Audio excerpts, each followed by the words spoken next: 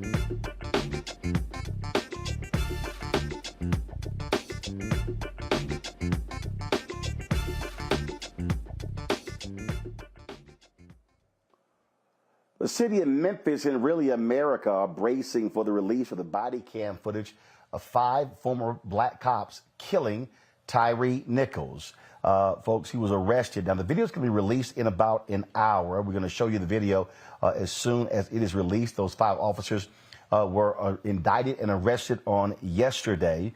Police Chief Roland Davis and Tyre's family, they're urging the community not to respond with violence and destruction, but to protest peacefully.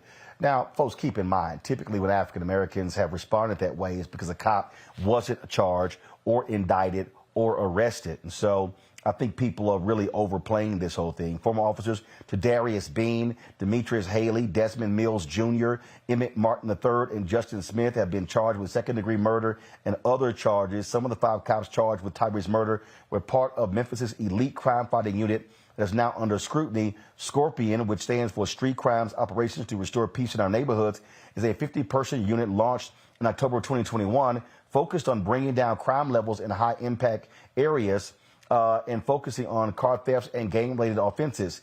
This is not the first time the Scorpion unit has been hit with controversy. Some community activists say Scorpion's focus on the city's hotspots contributes to officers' bias and brutality. And the police chief has ordered a top-to-bottom review of all specialized police units. Joining me now is Martavius Jones, Memphis City Council Chair, and Amber Sherman of Black Lives Matter Memphis. Glad to have you both. Councilman Jones, I want to start with you. We're talking about a unit here. My understanding, first of all, before I go there, first, have you actually seen the body cam footage?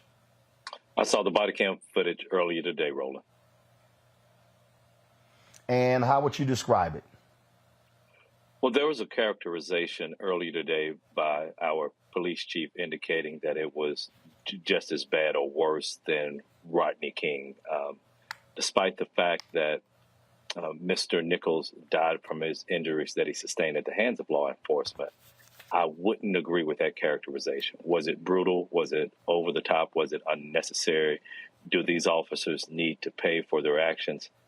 Absolutely. But I recall, the whole incident of Rodney King is just branded in my head, and it was just minute after minute after minute of their battering this man. It wasn't of that magnitude, but it still was very much unnecessary for somebody who was just pulled over for a traffic offense. Tell them to be quiet. I'm on Roland Martin. Keep in mind that Rodney King survived. Tyre did not survive.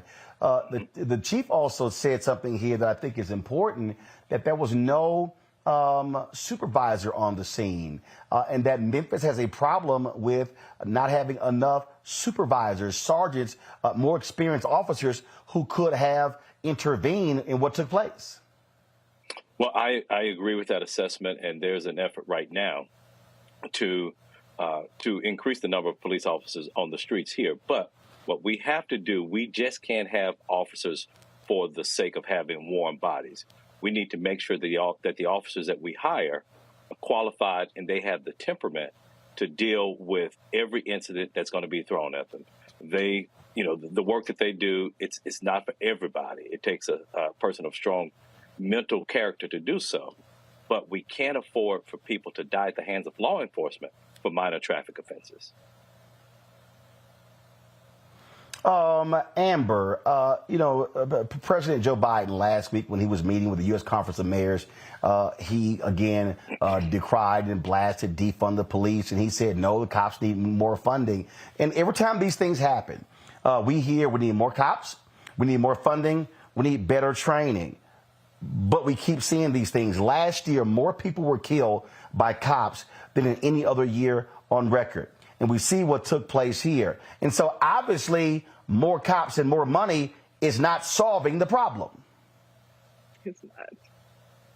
No, it's definitely not. And I think that's also what we expect to hear from Biden and other moderates and often just, Democrats who believe that policing is the way out of, the high crime rates that we have.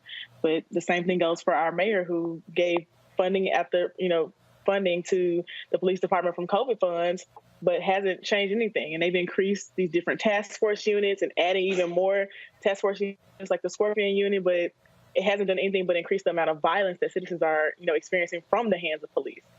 So we've definitely shown that, that's not an option, but they also refuse to fund actual tools that would help, deal with the poverty that we're experiencing here. So I think we can see that it's definitely a system of white supremacy and blatant, oppression that we can't police ourselves out of, and they don't care about us, so they're not going to, do what we actually need anyways.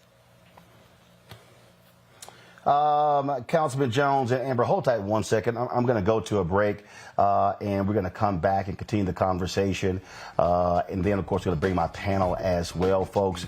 We're talking about, again, the story that folks have been discussing for the last couple of days, and that is these 5 former Memphis cops, all African-American, who have been arrested and indicted for the murder of Tyre Nichols. That body cam footage will be released in less than an hour, and we'll continue this conversation. You're watching Roland Martin Unfiltered on the Black Star Network. Be sure to download the Black Star Network, Apple phone, Apple TV, Android TV, Roku, Amazon Fire TV, Xbox One, Samsung Smart TV. If you're watching us on YouTube, hit that like button, the same, hit the share button on Facebook and on the app as well. We'll be right back.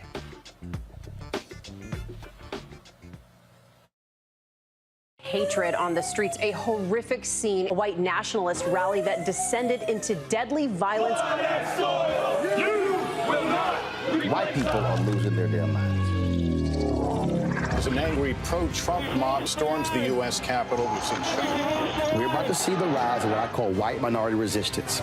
We have seen white folks in this country who simply cannot tolerate black folks voting. I think what we're seeing is the inevitable result of violent denial. This is part of American history. Every time that people of color have made progress, whether real or symbolic, there has been what Carol Anderson at Emory University calls white rage as a backlash. This is the rise of the Proud Boys and the Boogaloo Boys. America, there's going to be more of this. Here's all the Proud Boys, guys. This country is getting increasingly racist in its behaviors and its attitudes because of the fear of white people. The fear that they're taking our jobs, they're taking our resources, they're taking our women. This is white fear.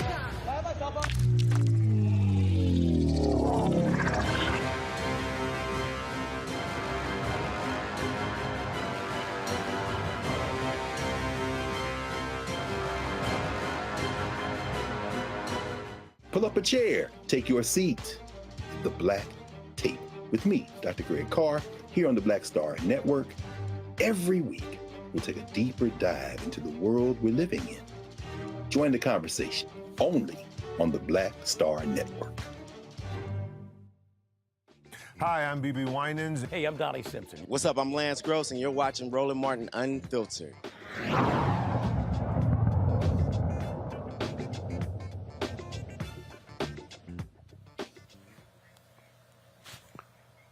We continue our conversation with Councilman Martavius Jones, as well as Black Lives Matter Memphis leader Amber Sherman. And Councilman Jones, the point that we were talking about before we went to the break, which is the issue that people keep saying all over the country. If the answer is more funding, if the answer is more cops, why is Tyre Nichols dead? That's a good question. And I don't think that the answer to those questions is more cops, more funding. Roland, before I was on the city council, I served on the school board here in Memphis. And, you know, I used to always hear really conservatives talking about, hey, and we were making the cry, we need more funding for education. We need more funding for education. And the response that I always received was, we just can't throw money at the problem and think it's going to fix itself. Yet, when it comes to policing, what we need to do, we need to have more money to hire more cops. Like, that's going to solve the problem. And so my time on the council, I've tried to address things such as what would be the minimum wage for people receiving tax breaks and tax incentives, as well as other poverty recovering type of measures in order to address this problem versus putting more cops on the street. That hasn't been my philosophy. You know, Amber, John Hope Bryan, who's the founder of Operation Hope, is fond of saying you've never seen a riot in a neighborhood where the credit score is 700 or higher. And the reality is, in this country, whenever we keep talking about, I saw a councilman earlier on one of the networks talking about the number of murders in Memphis compared to other cities. And I hear people talking about these high crime areas. You're never going to deal with crime in America with policing. Police don't stop crimes. They actually catch folks after the fact. If you don't confront education and economics in Memphis and other places, you're not going to deal with crime. And so what are you and others saying to Memphis city leaders in terms of how they should be approaching this issue in the coming days, in the coming weeks, after this body cam footage is released? I mean, the main thing that we've been saying here for years and are still saying is to invest in this. They know that the police don't keep us safe. And we live in a city that's a food apartheid. Most folks in poor neighborhoods don't even have access to healthy groceries or, just safe living environments. When I think about the pipeline that was almost built in Boxtown in South Memphis, that would have even further caused more environmental justice issues for folks and increase, the oil that's in our precious water here.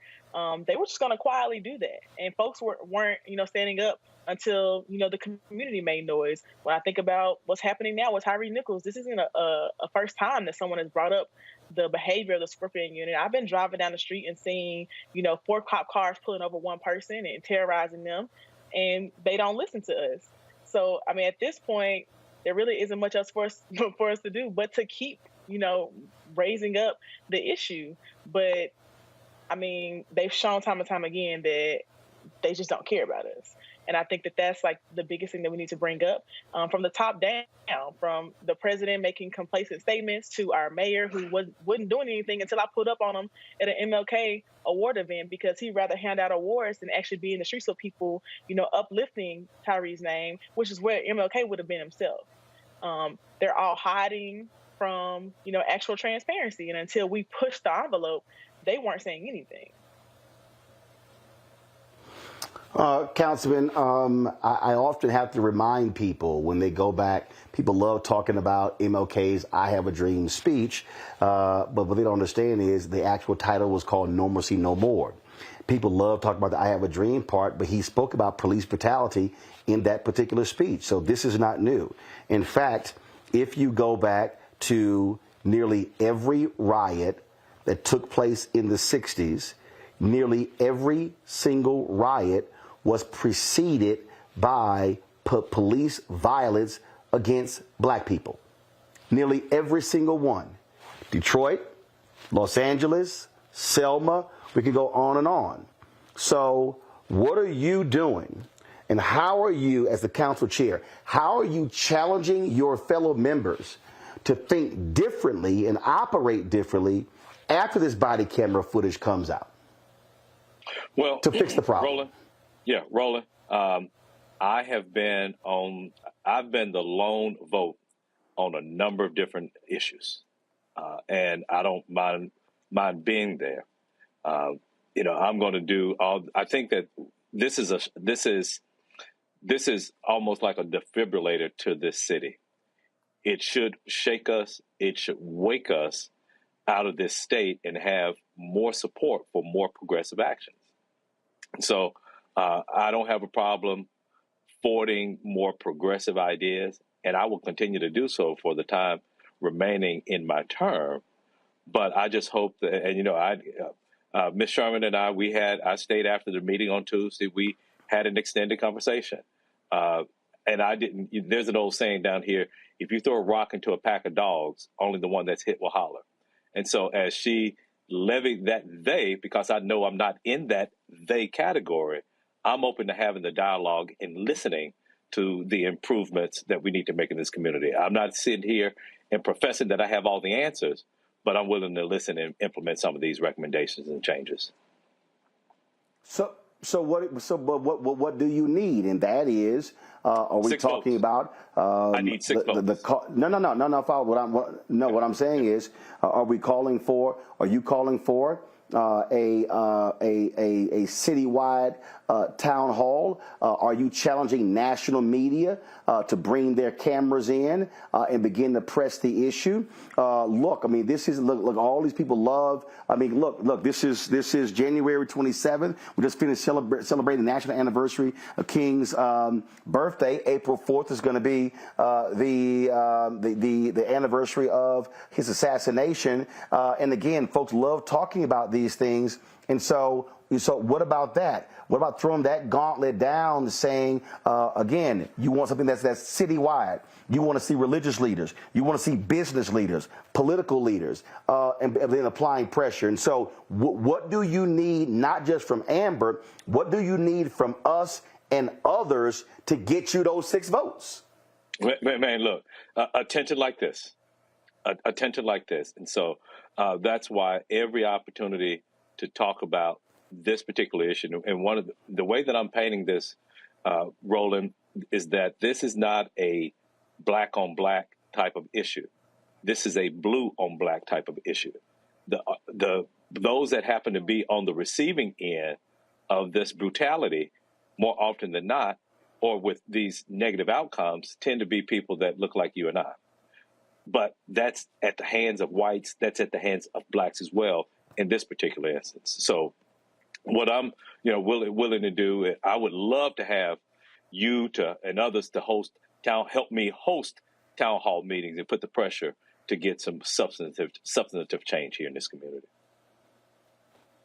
Amber, are you and others looking at galvanizing people and recruiting others to put pressure on business interest in Memphis? I would like to know, where is Fred Smith and FedEx? Where are the Grizzlies? Where are all of these, again, companies doing business there? Because what we know is that business leaders also have a huge impact in forcing political leaders to change. Yeah, I think that it sets a very important precedent, considering that Tyre did work at FedEx, and although his family has said that his higher ups have supported the family and sent condolences, Fred Smith definitely come out and make a statement and support the demands of the family of disbanding these units that are over policing our communities that ultimately took Tyre's life. And there's story after story of folks who have interacted with them. And I definitely think, people know about that action, so I definitely think that folks pulling up like you and others reaching out and coming to the city and highlighting what's going on until we get tangible change definitely needs to happen, because we've been organizing in the city, the official BLM Memphis chapter, Decarcerate, for years and continue to be ignored. Decarcerate literally just had a meeting with the city council on December 9th, giving data around traffic stops here and how they unjustly discriminated against Black men and Black women at extreme rates. And then just a month later, Tyre is killed. And I can't help, just like we presented at the council and in previous meetings, to mention that we did warn that this would happen, that this continual use of pretextual traffic stops for Black folks would lead to murder. Chairman, when is the next city council meeting? The next city council meeting, our meetings normally are the first and the third Tuesdays of the month. I'm not sure exactly what exact day that's going to fall on. February 7th. Normally, February 7th, and then that means that the second one is going to be on February 21st. Got it. Okay. All right. We'll appreciate that. We'll be following up with more because, again, we want to see action. There was action taken by the Louisville City Council after the death of Breonna Taylor. It was a part of that settlement. And so I'm quite sure Ben Crump, in his communication with the family, that they also want to see some actual changes tied to any potential settlement. And so we'll see what happens there. But we certainly will keep that pressure up as well. Chairman Jones, thank you so very much. Amber Sherman, thanks a bunch for joining us as well. Folks, thank you very much. When we come back, we're going to pull in our panel, discuss this. We'll continue talking about what's happening at Bethune-Cookman as well. Don't forget, we're going to be in Daytona Beach, Florida next Friday, 1 week from today, for a community town hall specifically revolving around the issues at Bethune-Cookman. That is taking place, folks, at the Greater Friendship Baptist Church. You see the graphic right there. We're going to be there again, wanting to give those students an opportunity to say what they have to say. They also have a list of demands, and so we're going to be sharing that. And so if you're in the Daytona Beach, Orlando area, it's open to the public. We would love for students, faculty, staff, administrators, board members, the general public, alumni to all come out, because our goal is to get things fixed, is to get things done. That's what it's all about. And so we will be there with our team again next Friday, Daytona Beach, Florida, February 3rd. We're live 6 to 8 p.m. Doors open at 5 p.m. And so we look forward to y'all being there. Don't forget, folks, and here's the deal. I told y'all to do these things. It costs money. It's going to cost us probably at least $15,000 to travel, all of our crew, hotels, and everything like that, to support us in what we do. Please join our Bring the Funk fan club. Your dollars make it possible for us to be able to do these things. I would love for us to go to Memphis, do the exact same thing, but it takes money. Checks and money orders go to P.O. Box 57196, Washington, D.C. 20037-0196. Cash App, $RM Unfiltered. PayPal, R Martin Unfiltered. Venmo is RM Unfiltered. Zelle, Roland at RolandSMartin.com. Roland at RolandMartinUnfiltered.com. We'll be right back. On the next Get Wealthy with me, Deborah Owens, America's Wealth Coach, I'm sure you've heard that saying that the only thing guaranteed is death and taxes.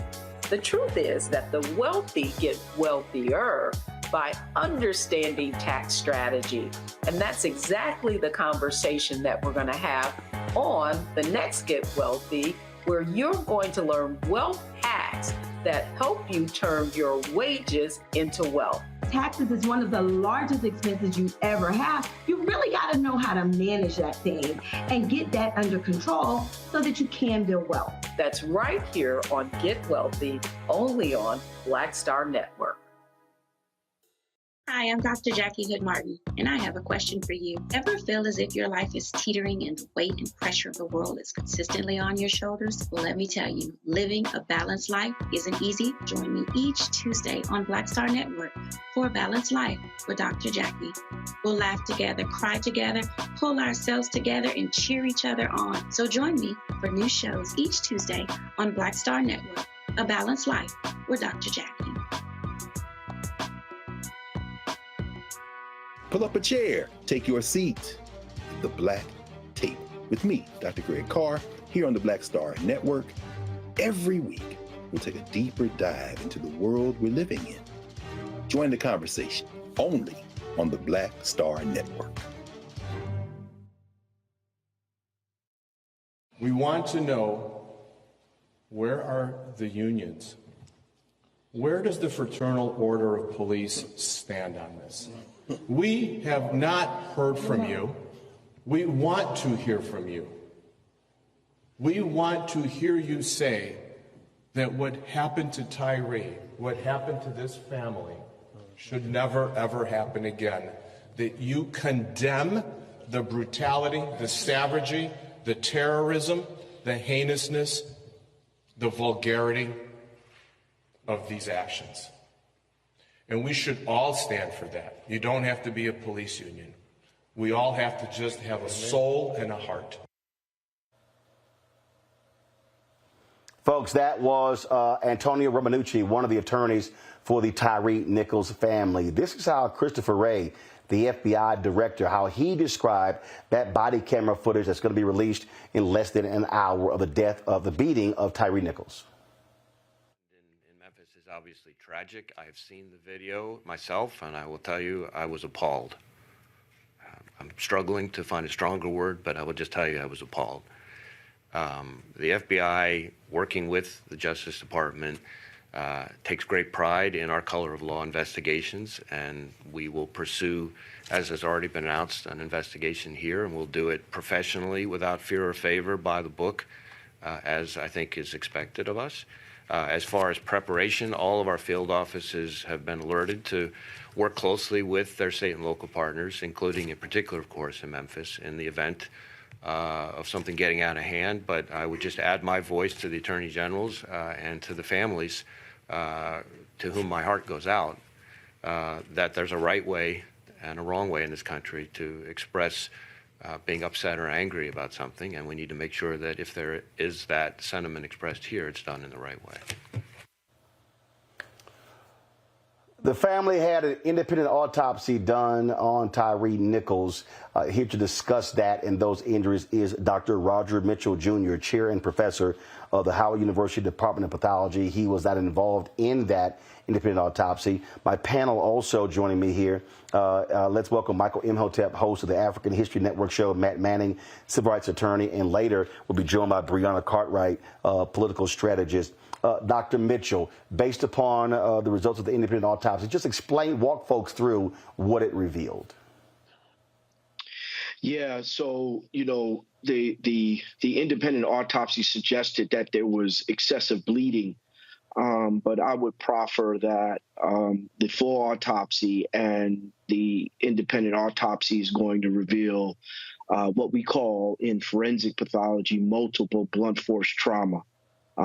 Multiple blunt force trauma is, fancy terms for bruises, contusions, scrapes, and fractures and hemorrhage or bleeding. And so anytime that someone sustains blunt force injuries, whether it's from, baton strikes, if that's what we end up seeing in the video, or boots or punches, hands and fists, those reveal and end up having blunt force trauma as the reason.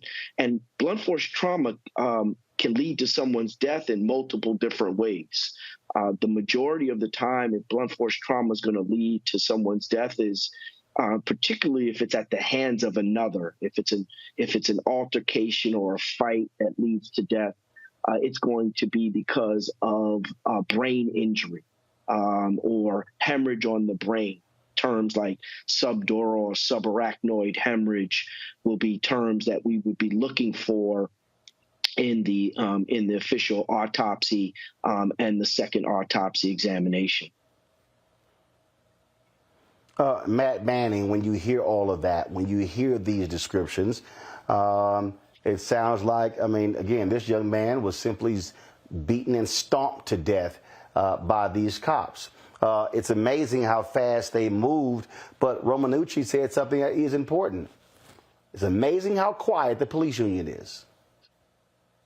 Yeah, that's exactly right. And it's funny that we would have this conversation today, because I was telling a panel I was on earlier today that, in order for the police to retain credibility, particularly where something like this happens, they have to be willing to police their own. We know they're not. That's a pipe dream.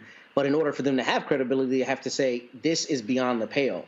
And for the police unions to come out the way they do, where they think they've got a strong narrative or a strong defense, and to come out and try to assassinate the character of the victim, as we customarily see them do, that makes them lose credibility, where they don't come out in a situation like this, where somebody is immediately indicted and arrested, and the footage is known to be appalling. When they don't call that out, then they lose all credibility. And as it relates to Dr. Mitchell and his discussion of what's in the autopsy, I've seen a million autopsy reports, and the manner of death is likely going to be homicide, but the cause of death being multiple blunt force trauma is particularly impactful for people when they consider that means this person had a sustained beating, right? Rather than one major injury, it means that at the hands of these 5 officers, this person was just beaten incessantly. And that's important, because that shows this is not a matter of just officers making a split-second decision, as we often hear them say. This was a concerted and continued effort to cause harm, which ultimately took his life. So I think this video is going to corroborate that, and I think that it's important for people to realize that you're talking about the furthest end of the spectrum. I find it interesting, Michael, how all of these police departments nationwide are all of a sudden on alert. Capitol Hill Police, all 4,000 officers in Washington, D.C., departments all across the country. President Biden issues a statement yesterday saying, please, no violence, no violence. Well, first of all, let's just be real clear. When black folks previously reacted that way, it was because the cops weren't indicted. They weren't charged. They weren't arrested. And so this is different, but it's interesting how all these people are rushing right to, hey, no violence. Why in the hell don't y'all tell the cops that?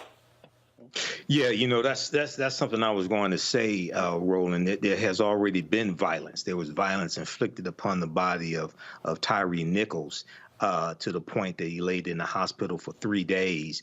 And if I'm correct, from the pictures that I saw, it looked like he had a breathing tube in his mouth. He ended up dying from the alleged beating that he suffered. So, the first thing that they should do is to tell the police officers, don't beat the hell out of people and kill them. That's the first thing that they should do. There's already been violence. Secondly, I think probably the majority of the protests will be nonviolent protests. Now, nonviolent doesn't mean quiet. You can be nonviolent and be loud at the same time, because I find it interesting when people say peaceful protests. No, you can raise hell, but just be nonviolent, okay? Thirdly, I was reading some articles today from NBC News dealing with this in the press conference, et cetera, and they said as of Thursday, the local police union there in Memphis has had no comment. Okay, so the video must be bad for them to have no comment, because if there was something exculpatory in the video that would give reason for the police to beat the hell out of Tyre like that, the police union would have said that, because the police pay for the police union. So it must be really bad for them to have no comment. And on the nationally, when we look at the Fraternal Order of Police and the International Associations of Police Chiefs, I think there should be a renewed effort to put pressure on them to come out and support, once again, the George Floyd Justice and Policing Act, because they supported it when it passed the House and when it was in negotiations in the Senate. These two police unions supported that bill. So this is an opportunity. I think it's going to be crazy with this crazy QAnon conspiracy theory coup plotters running the House. But I think this is an opportunity here also. Yeah. Dr. Mitchell, whenever these things happen, the family will do their own independent autopsy because, frankly, in many cases, they don't trust the medical examiner.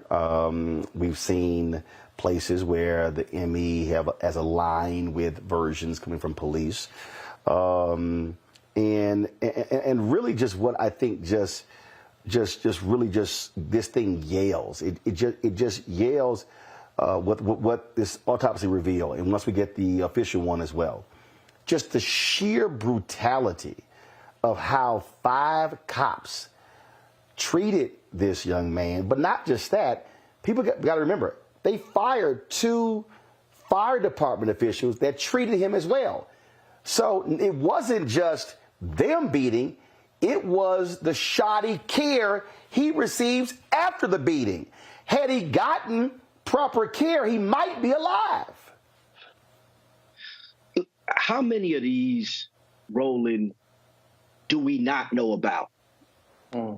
How many of these types of cases are happening on a daily, a weekly, a monthly basis in our communities across the country that are not getting this type of exposure? And the reality of it is that it's happening all of the time. And right now, we know I'm the Speaker of the House of the National Medical Association, oldest, largest Black group of physicians. And we know that currently the federal government and local governments are not counting the amount of people that are dying in the custody of law enforcement, whether being beaten to death like we're seeing with Tyre Nichols, or dying from natural disease or suicide by shoddy work that's happening in our carceral system, healthcare that's in our carceral system. So it is telling that EMS is being held responsible. There are not many cases that I've been involved in, and I've been a forensic pathologist for over 15 years. I was the chief medical examiner for Washington, D.C., and there are not many cases where the EMS, the emergency medical services personnel, have been held accountable for their work in not providing care. That, I think it's unprecedented, and I think that what we're dealing with here when this video comes out is really a current Emmett Till moment. You know, George Floyd was that watershed. And I think we're dealing with another opportunity for us to develop stronger policies in our communities that hold law enforcement accountable, but also we need to be counting the amount of people that are dying deaths in custody. And right now, it's not just the Department of Justice or the law enforcement organizations that should be held accountable here. It's our public health infrastructure. And also should be held accountable here. Yep, I agree. Dr. Mitchell, we appreciate you joining us. Thank you so very much. No, it's my pleasure. All right, folks, we come back more on this. Also, Bethune-Cookman, as folks continue to speak out on student demands there. Hey, folks, if you're watching on YouTube, hit the like button. Also, we're only 1,288 subscribers shy of hitting 1 million on YouTube. So a bunch of y'all watching right now.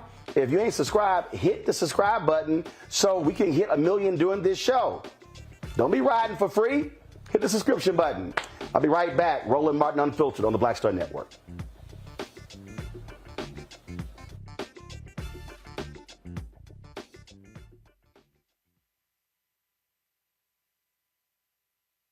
I'm Deborah Owens, America's Wealth Coach, and my new show, Get Wealthy, focuses on the things that your financial advisor and bank isn't telling you, but you absolutely need to know. So watch Get Wealthy on the Black Star Network.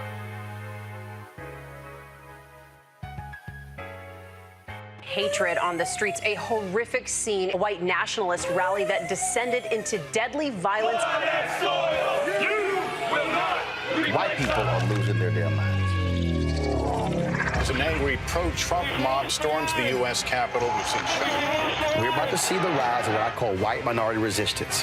We have seen white folks in this country who simply cannot tolerate black folks voting. I think what we're seeing is the inevitable result of violent denial. This is part of American history. Every time that people of color have made progress, whether real or symbolic, there has been what Carol Anderson at Emory University calls white rage as a backlash. This is the rise of the Proud Boys and the Boogaloo Boys. America, there's going to be more of this. Here's all the Proud Boys, guys. This country is getting increasingly racist in its behaviors and its attitudes because of the fear of white people. The fear that they're taking our jobs, they're taking our resources, they're taking our women. This is white fear.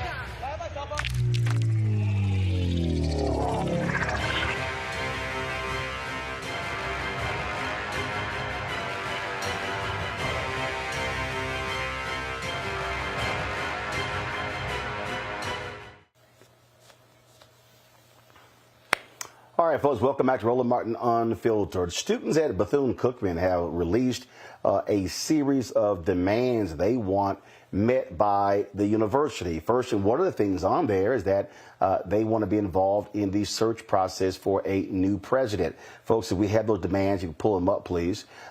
Students have been meeting on the campus. And you got to remember, you have your students who are protesting and meeting, but you also, we should have it. I gave it to you guys earlier. So if y'all can pull it up, please, it'd be great. What you have is you have students who are making demands when it comes to dormitories, when it comes to safety and things along those lines. That's first. That's happening there on campus. But you still have football players. They would like to see Ed Reed return as a head coach. And the president has said that is not going to happen, but that does not stop those football players from demanding that. Patrick Robinson is a graduate of Bethune-Cookman. He joins us now. He participated in a meeting that took place the other day between former players and current players. Patrick, we had one of the quarterback on yesterday who talked about he came there because of Ed Reed, and he's describing. He said, "Look, I'm sleeping in a dorm room. The air doesn't work. I'm sweating like crazy." He talked about other just awful conditions. I've had parents emailing me saying how their children, they've had the locks not working on their room and dealing with urine on the bathroom floor and shower heads not working and on and on and on. And we've heard university officials talk about their impact when it came to the hurricane that hit them as well. On the flip side, Bethune-Cookman, between the federal government and the state, got about $75 or $80 million in the past 2 or 3 years as well. And so what I keep saying is people have to stop acting like what these students are saying is no big deal. They are the constituents. What they say they are dealing with matters. Correct. I can only speak on as far as going back to when I was there. I feel like a big part of the problem that the school had, from what my understanding was, the transition when we went from a university from a college. And the biggest problem that we had was a lot of the funding went allocated to trying to make those programs, but they forgot about the students. And that became a big problem for us. And as I saw, we lost a lot of transition of leadership. Since I've left, I believe there's maybe 5, 6 presidents, that interim presidents. And at the time I was there, we didn't really have as much fluctuality with that. But then when they say that weather is an issue and that's the excuse why the campus is horrible, there's been plans in stores since I was there and before I was there. Shoot, since Mary was there with the 5 kids. That I've seen the campus in worse conditions, and I believe a lot of my friends and alumni, I've seen them cleaning up, and other Greek organizations were on campus cleaning that campus up and had it back ready within 2 weeks. So as far as that, I believe it's a lot of lack of leadership, and they forgot about the students and started focusing on how to benefit the school, not the actual students anymore, because a lot of the students tend to move off campus anyway after the first semester because of the sorry conditions at the school. I literally just got a text message from one of the football players who said, "Mold on the bread they just serve at dinner. Can't make this up, Mr. Martin." It literally came in the last 60 seconds. They just served. And for better or worse, campus dining wasn't what it was now as far as my visits to the school, but it was atrocious. And there's lack of, options for students around in the neighborhood. I see they did go with other catering companies to come in and start opening up shops and other options, but it's very limited for what kind of money that school receives to invest into the students. It's a shame that it's gotten like this, but I've talked down with former presidents years ago, and that's why I went to the school. Dr. Reed was one of them, and Mr. Brunson was one of them, and both of them had the idea of keeping that school how Mary wanted it. We enter to learn and depart to serve, and it's now becoming despicable to see it becoming more about let's collect the money, but let's not take care of the students. And that's why I had to get on the show to speak for the students that haven't been there right now, but the ones who were there when the transition of this nonsense started, because it wasn't that bad, Roland. So you talk about speaking for speaking for those students. So the question now, and again, the president met with the players along with AD Reggie Theus. They say they had invited me to the campus, but then they were reneging on that, saying their focus is just on the students there. We wanted to visit the campus. He invited me. Then of course they changed their mind. So the thing that really jumps out What is next? What are other former football players, what are your alumni, what are you saying to this administration, but saying also to this board of directors, this board of trustees, what you want them to do? Well,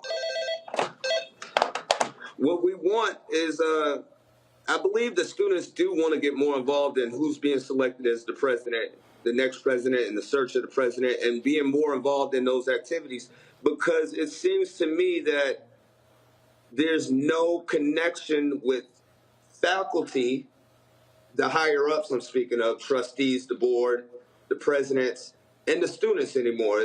We make the decision, this is how it's going to be. We're going to keep raising tuition, and y'all going to keep getting crumbs. That's what I'm seeing now, and I think that alumni and current students, we need to keep on speaking our minds, because I remember there were a lot of issues back in my time when we did have issues bringing up, certain smaller issues, but SGA would fight for stuff. Students, organizations, from Greeks to the cultural organizations, they would fight for whatever they needed to do. They would talk. And I believe that it's becoming harder, from what I'm hearing from the current students, to reach out to the staff. When, as I was there, I remember you can walk into the president's office and pretty much, request to speak, and they would actually make time. Now it seems like you're really trying to get to the president of the United States, and you need, G-certified clearance. All right, Patrick Robinson, we appreciate you joining us from New York. Thanks a lot. Thank you, sir. Michael, Matt, what's interesting here, I've had, again, so many people mad and upset at me, talking about our coverage has been horrendous. How dare you? Oh, you're an outsider. You're not one of us. You're not an HBCU. I'm sitting there going, I don't give a damn about none of that. What I care about is, how are you providing for the students, faculty, staff, administration? That's what it boils down to. And I think what we have to do, Matt, we have to be willing as black folks to accept the heat when stuff ain't going right. And then when stuff is happening, also properly praise. Yes, you're exactly right. I think we're, called to do that, to be accountable, right? I mean, we can't hold other people accountable and shirk it when it comes to us. And it's not comfortable, don't get me wrong, but we have to do it. And I think you said something earlier, Roland, that I have not heard enough that I thought was really brilliant, is calling the students the constituents. What we see a lot of times in these circumstances is we see a tenor, this idea that because they're, generally in early 20s, not supporting themselves with families in a lot of circumstances, in most circumstances, they are kind of quasi-adults, not actual adults who pay an extraordinary amount of money to get an education and who, by virtue of that, deserve quality in their accommodations, quality in their education, a say in who leads their university. And I like that you termed it as constituents, because that's what they are. And even in my time at Howard, we protested for some of the same reasons, unfortunately. And the response was always like, you don't really have, the right to complain about things, or you guys are entitled, or whatever the response was. But it was never rooted in the idea that, you pay a boatload of money to go here and you should be able to complain about the conditions. So I do think it's important to shine a light on that, even at the risk of ridicule, to say, look, we got to hold you accountable too, particularly if we're providing to us. We can't give ourselves bad conditions. So I'm glad the students are standing up, and I hope that their demands are heard and heeded. And I especially like that they're demanding to be involved in the selection of their next president, because hopefully that creates a synergy between the administration and the students who are the constituents of said administration. I got about 1 minute here, Michael. The thing here is, if it wasn't for all this media attention, if it wasn't for Ed Reed's outburst and the subsequent media attention, this stuff would not be addressed. Those students' concerns would be falling on deaf ears. Well, not only that, Roland, number one, you're a journalist. Number two, you don't have to be from a certain school. You don't have to be from a certain community to actually cover the story. This is what black media does. This is what you do. You brought on students. You brought on Ed Reed. You brought on the acting president. of Bethune-Cookman as well. That's responsible journalism, especially African-American journalism and African-American media. This is what we do. So, you know, and I would challenge people to compare the views that you get on social media, especially YouTube, for this story. Compare that to what other media outlets get covering this story as well. Yours is probably right at the top, if not at the top. So this is why people should support the Black Star Media Network. Don't just share the video. You actually have to support this, because without financial support, things like this don't happen. Coverage like this does not happen. Folks, we are going to be in Daytona Beach next week. Pull the graphic up, folks. We're going to be there with our community forum, hearing directly from those students, alumni, faculty, staff, you name it. We're going to be at Greater Friendship Baptist Church, 539 George W. Ingram Boulevard. Doors open at 5 p.m. We'll be live from 6 to 8 p.m. Eastern, so please come on out. We want to pack the house in a huge way. And so, because we want to hear the concerns, and again, help folk get what they need. Coming up next, we'll talk to one of the former football players who was in that meeting with the president. Also, we'll tell you about a vote of no confidence for the president of Jackson State, and the head coach at Albany State is apologizing profusely for granting a scholarship to a white athlete who lost his scholarship at the University of Florida for using the N-word. I'll tell you about those two stories as well next on Roland Martin Unfiltered on the Black Star Network. Again, folks, support us in what we do. Join the Black Star, join our Bring the Funk fan club. Your dollars make it possible for us to do what we do. Cash App, Venmo, PayPal, Zelle, check-in money orders, P.O. Box 57196, Washington, D.C. 20037-0196. Back in a moment. Next on the Black Table with me, Greg Carr. An hour of living history with Dr. Richard Mariba Kelsey, thinker, builder, author, and one of the most important and impactful elders in the African American community.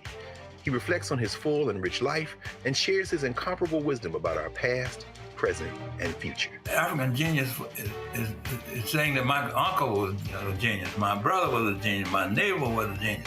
I think we ought to drill that in ourselves and move ahead rather than believing that I got it. That's next on the Black Table, here on the Black Star Network.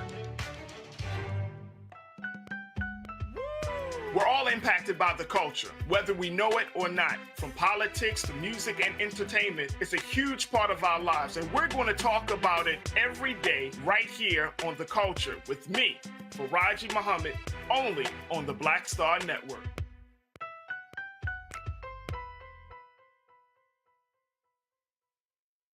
On the next Get Wealthy with me, Deborah Owens, America's Wealth Coach, I'm sure you've heard that saying that the only thing guaranteed is death and taxes. The truth is that the wealthy get wealthier by understanding tax strategy. And that's exactly the conversation that we're going to have on the next Get Wealthy, where you're going to learn wealth hacks that help you turn your wages into wealth. Taxes is one of the largest expenses you ever have. You really got to know how to manage that thing and get that under control so that you can build wealth. That's right here on Get Wealthy, only on Black Star Network.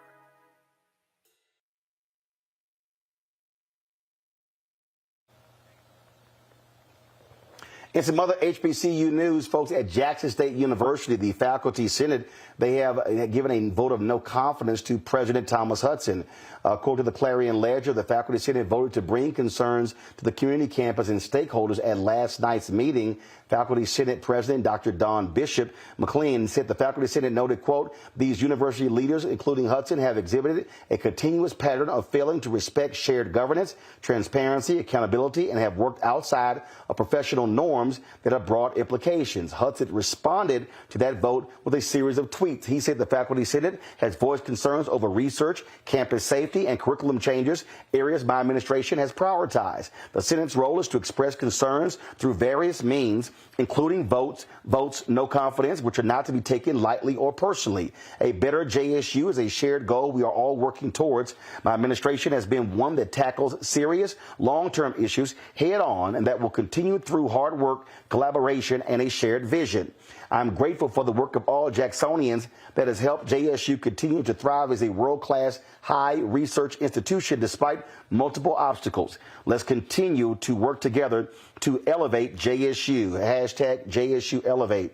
Mississippi institutions of higher learning will likely investigate the claims of the Faculty Senate. All right, folks, at Albany State, drama there. You might have seen the story where a white high school quarterback who lost his scholarship at the University of Florida for using the N-word was offered a scholarship at the HBCU Albany State.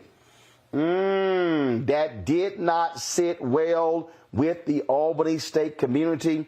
Folks, the head coach, he has issued a profuse apology to all of them. I'm going to read this here, folks, if y'all can pull it up, please.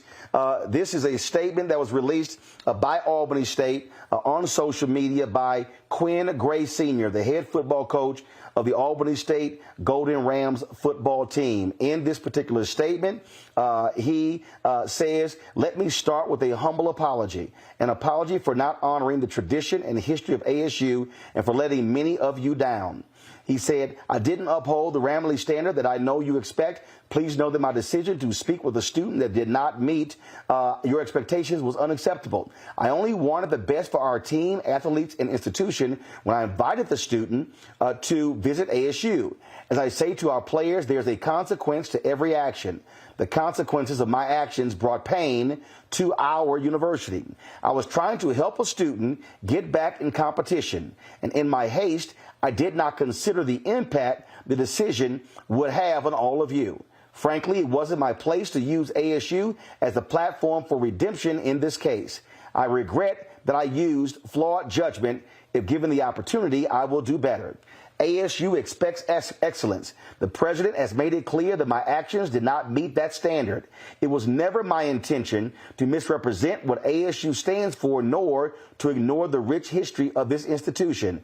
I am fully committed to the university's mission of supporting academic excellence and student success. Being accepted into the Ramley is something that you have to earn. The Ramley embodies the spirit, authenticity, and love forged from the toll of giants before me. My actions cause you to question my commitment to our institution and our ancestors. As the consequences go, I hope to find a way back into the Ramley. Without a doubt, I will be all in. Go Rams." That was head football coach Quinn Gray Sr. Now, he was a coach at Memphis, and they were recruiting this particular player, and that's where they actually formed a relationship. Real quick, I'm going to do a quick round of comments from my panel. Brianna Cartwright joins us. I must say, Michael, that head coach realizes, dang, I effed up. Yeah, I think he did. And, you know, the whole thing to me is really deplorable, Roland. As somebody that doesn't use the N-word, as somebody, and I'm black, in case people don't know it, as somebody that doesn't use the N-word and think that nobody should use it, especially in music, you know, but then to offer a scholarship as well because he wanted to give this quarterback a chance or a second chance or something like that. It's just wrong all the way around to me. Matt? I thought that apology was BS. He chose up. What he thought, I guess, is that people wouldn't do their homework and find out what this kid was expelled from or let go from the other school for. But this is stupid. And I thought a lot of the apology was just platitudes. I mean, you know what time it is. You don't put this person on your team. You don't give them a scholarship, especially irrespective of any relationship that you have. And I do think, using the terminology, I should not have used this school as the place for redemption is right. I don't think you should be using an HBCU to redeem a racist. Brianna? Matt said everything that needed to be said. Honestly, they thought they would get away with it. They're used to getting away with things. They know that N-words should not be used. And until we push back, they're going to keep on trying. And always their apologies are fake. They knew better when they said it. Folks, I was supposed to right now be interviewing one of the Bethune-Cookman players, but the body cam footage out of Memphis has been released to our control room. You need to go to the City of Memphis's Vimeo page. That's where the video is right now. This is breaking news. And again, so let me do a reset of this breaking news, folks. Tyre Nichols was stopped, arrested, and beaten by 5 Memphis police officers a couple of weeks ago. He spent 3 days in the hospital, eventually dying of his injuries. Those 5 police officers, all African-American, were fired by the city of Memphis. What then happened was they were then indicted on yesterday. All 5 have been arrested. The city of Memphis announced that the body cam footage was going to be released after 7 p.m. Eastern. The video has been released.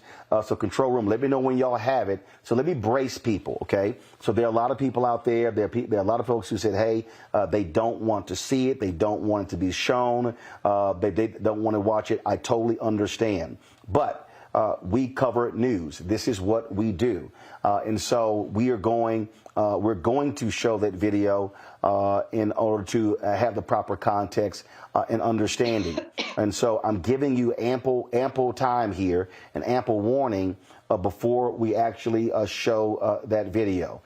We have heard the description from city officials, from the FBI director, from defense attorneys, from the family.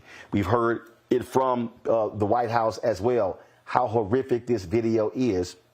And so we want to, again, properly brace you for it to the control room. Let me know when y'all have it. Again, it's I've seen some notes here that it's the video's on Memphis's Vimeo page. So please take a look at that. You also have 1 second. Because again, I've got information coming in, tweets and text messages that are coming in as well from the city of Memphis. While you're looking for that, let me do this here. Let's play the video of his mother, Tyre's mother, speaking about his last words. The video captured. Okay, all right. So we're not going to pull that video up, and so. Again, the mayor has released a statement. You go to the city's page, you see all of these different statements that are coming from various officials talking about this here. And so we're going to show that in a second. I want to go, Brianna, while we're queuing it up, we're queuing the video up. There are some people who say, look, do not show it. We've had enough black violent porn. We shouldn't do it. And I totally understand that. But as a media organization, I have to remind people over and over and over again that if Mamie Till Mobley had not left open the casket of Emmett Till, I don't believe America and the civil rights movement would have been the same. And I think, and I get it, today is, I think, was it today or yesterday? Today is National Holocaust Remembrance Day. There's a reason why they say never forget and never again. There's a reason why you see so many Holocaust movies. There's a reason why you see those old film reels. Because they wanted it seared into the minds of every person on this earth what happened to Jews in Germany. I think the reaction to George Floyd's death was what it was because America saw with their own eyes, and they had to watch as life was taken out of this man's body in around about 9 minutes. And so I get people who say we shouldn't, but as a person in the media, the reality is we cannot let these people go, it probably wasn't that bad. No, they have to be confronted with the brutality that continues to exist. Your thoughts? Yeah, I absolutely agree. And I think that the power of the camera has created incremental change in our civil rights movement. We saw drastic changes once we, could film the marches at all. And then we saw color and we could see the blood. I know that we don't like to see it, and we're seeing it over and over and over again, and it's very painful. But I do think that it needs to be seen. I think using trigger words and allowing for time and people deciding, especially people within the community who already know the issue, who's already feeling it, who's already had experiences, which actually brings further trauma. It allows for them to retreat back. But I think promulgating it forward is always necessary in order for change to occur. Control room, how long is the video?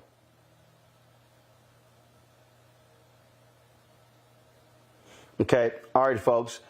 We are right now about to show the video of the brutal beating of Tyre Nichols. If you do not want to watch, please turn away right now, and we will show it. 5, 4, 3, 2, 1.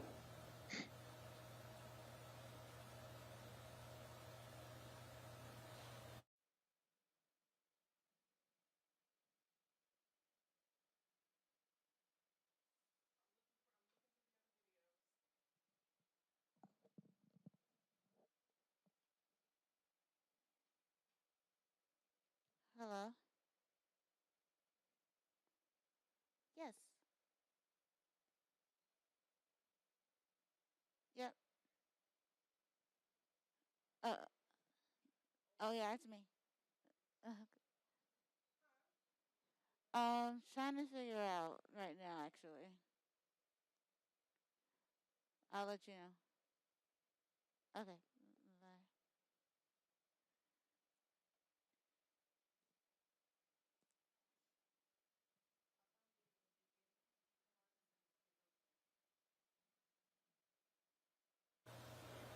All right, we're going to pull out of this. Now we're going to show you the beginning of what took place with these cops and Tyre Nichols. Let's now play that.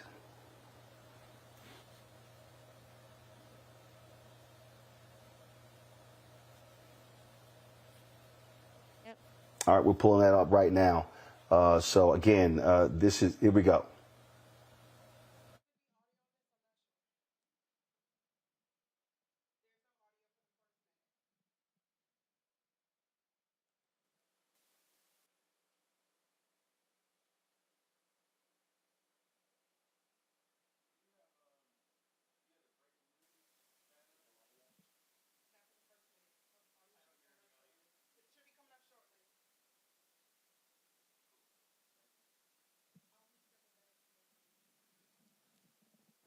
Oh.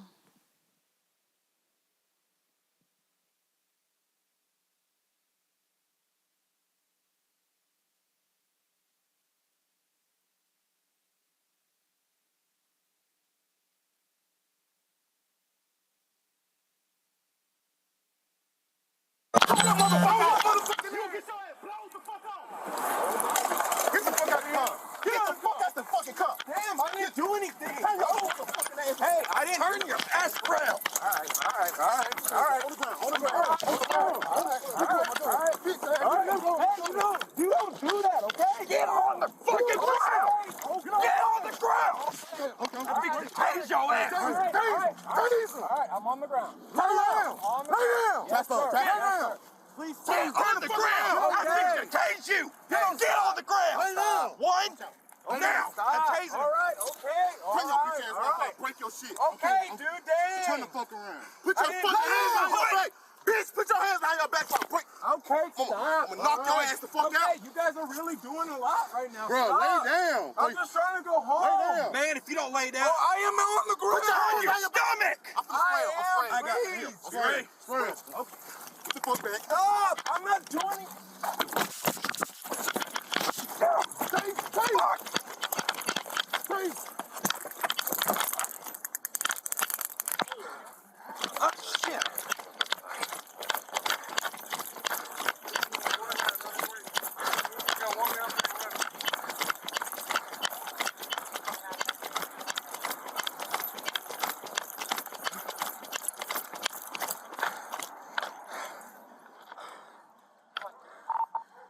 .38, where it rains and Ross. Taser was deployed. Suspect is running down Ross.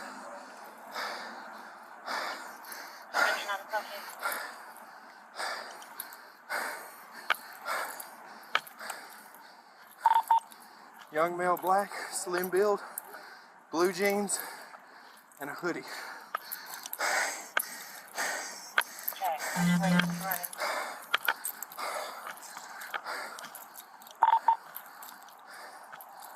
Southbound on Ross, where we last saw him.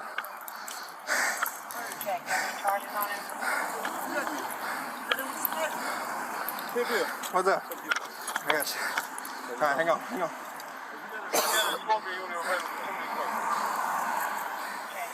Ready? All right, just straight. One of the prongs hit the bastard.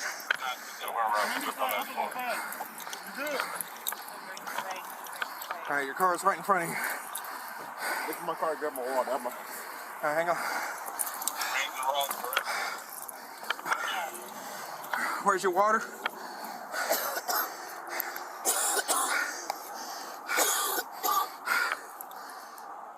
Can't see shit.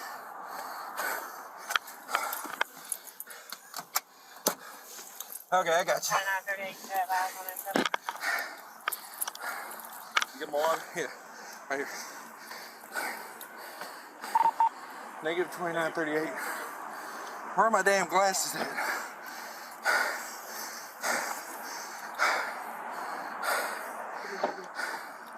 Huh? Okay, sit up front. Where's my... left eye. Your left eye? Yeah.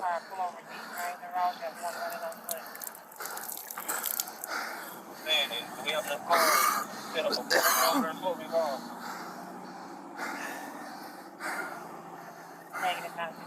Spread me again. Left eye again? Yeah.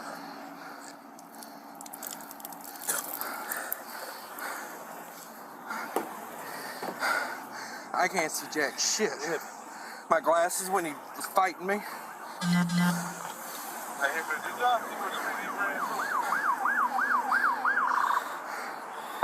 Negative, we just saw him running down Ross. Spread me again, right eye. Yeah.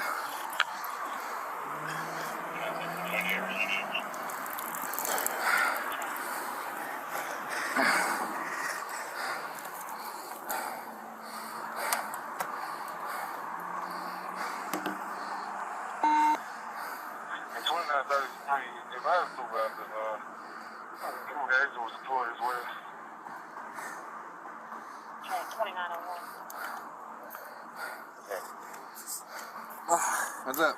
Right eye. All right, ready? Yeah.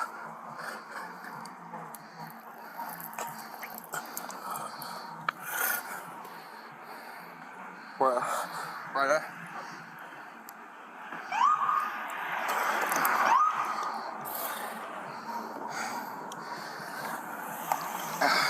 Which way you wrong?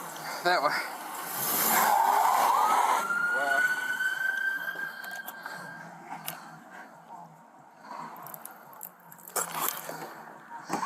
Okay, I gotta find my glasses and get this damn taser downloaded.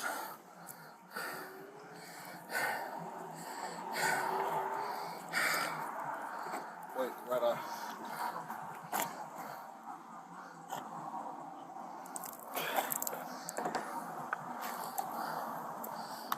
$29.31. Yeah, go ahead and start MMP this way. Immigration forward. I'm on the thing over here.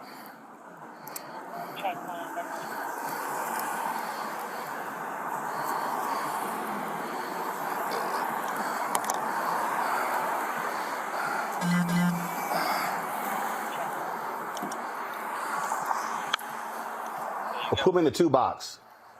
Put me in the two box. All right, folks. So just so you know, there are 4 different videos. We're going to put me in a 2 box. We're going to have that video going.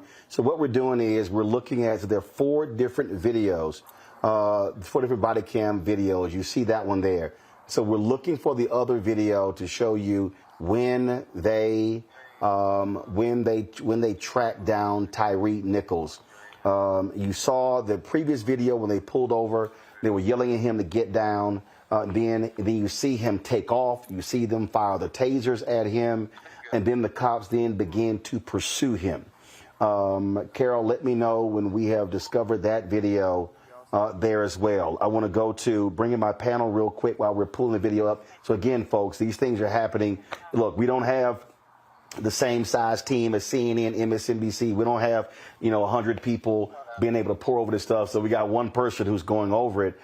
Matt, you saw that first one. You saw where you heard him say, guys, chill. I'm getting down. You heard him saying, hey, why are you pulling me over? And you had these cops just their voices and and how they escalated versus de-escalating based upon what he was saying.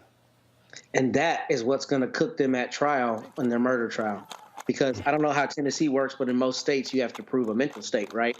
And it is clear that you intend to cause harm if you tell them, I'm going to break your shit, right? I mean, that's what the cop literally told him. He said, man, I'm going to break it. Put your arm behind your back, I'm going to break it, right? And he just kept cursing at him and yelling at him. I mean, the audio is horrendous. And unfortunately, it is not a one-off. This is how cops very often attack people all the time. I see videos like this all the time. It's absurd how many videos I've seen like this. And if you look at the video that you showed first, where they're on the corner of the street there, that officer reared his leg back 2 or 3 times and kicked him directly in the head. So when this gets prosecuted, this is going to be one of the rare cases where people aren't trying to connect dots. The dots are there for them. I mean, they're very obviously trying to cause him harm, and it's from malice, a place of malice and evil. It's not from any other reason. So I think they're going to have an easy case to prosecute criminally with what I've seen already, knowing that he died of his injuries. Michael, that first video we showed, and folks, again, let me know when we have that next video queued up. The first video we showed was from one of the neighborhood cameras. Now, the cities have these cameras, these high crime areas. So that camera is supposed to record activity in high crime areas. It ended up recording the crime of the cops viciously beating Tyre Nichols. Yeah, it recorded the crime all right. Let me just say a couple of things here quickly. A few minutes ago, I'm watching your show, Roland, on Facebook. Actually, Michael, hold on 1 second. Hold on 1 second. So we do have the next video queued up. Go ahead and play it.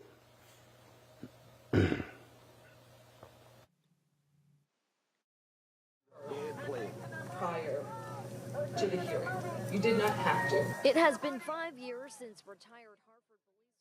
A lot of great memories. Seeing kids do it makes it even better, especially in this day and age. Being out on the water's fun. And a landlord at Constitution Plaza in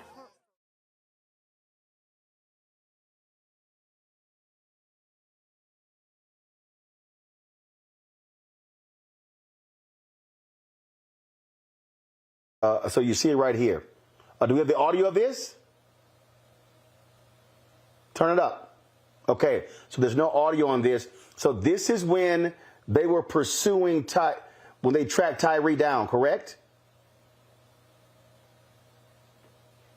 All right, folks, now you're about to see what happens.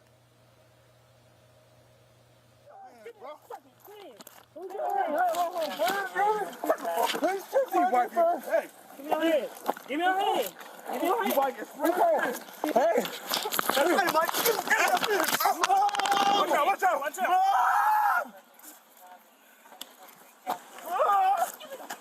Give me your hand. Mom. Give me your hand. Give me. Give me your fucking hand. Give me your hand. All right. Okay. All right. All right. Huh? Give me your hand. Hey, Mike, give me your hand, bro. Give me your hand. Watch out. Hey, give me your hand, bro. Right. All right.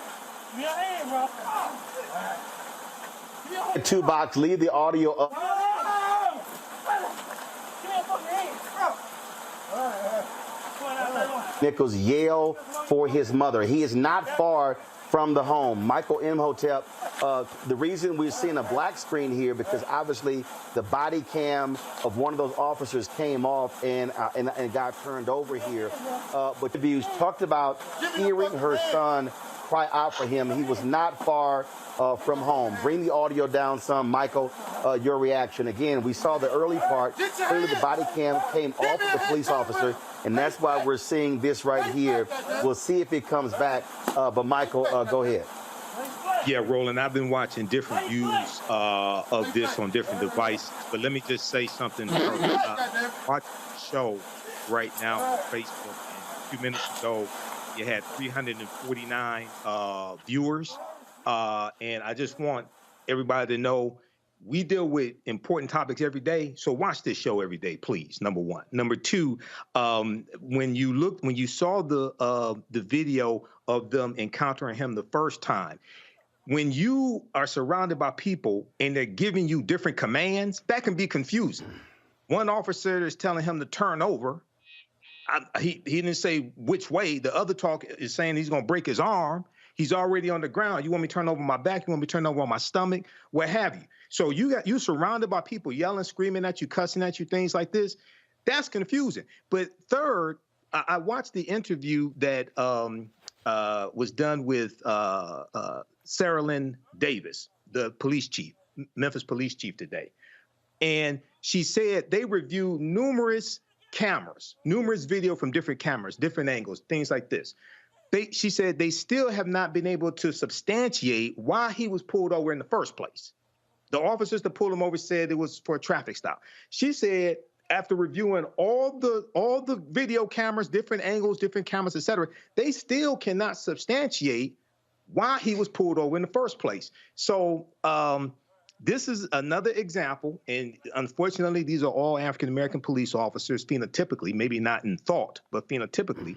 This is another example why everybody should not be police officers, and hopefully they are convicted and prosecute, get the longest sentence, because this is just inhumane, the way they're treating him. Carol, let me know if we have this is another body cam footage here. Pull the audio up, please, so we can hear what happened. When he turned around, he hit him with the taser. I said, motherfucker, he snatched them motherfuckers out, took our run. Kept on running. Hell yeah. Fuck, man. Yeah, I'm straight. That shit hit me. I'm straight. He was straight. I ain't talking about straight like that. I'm talking about not injured. Yeah, I'm good.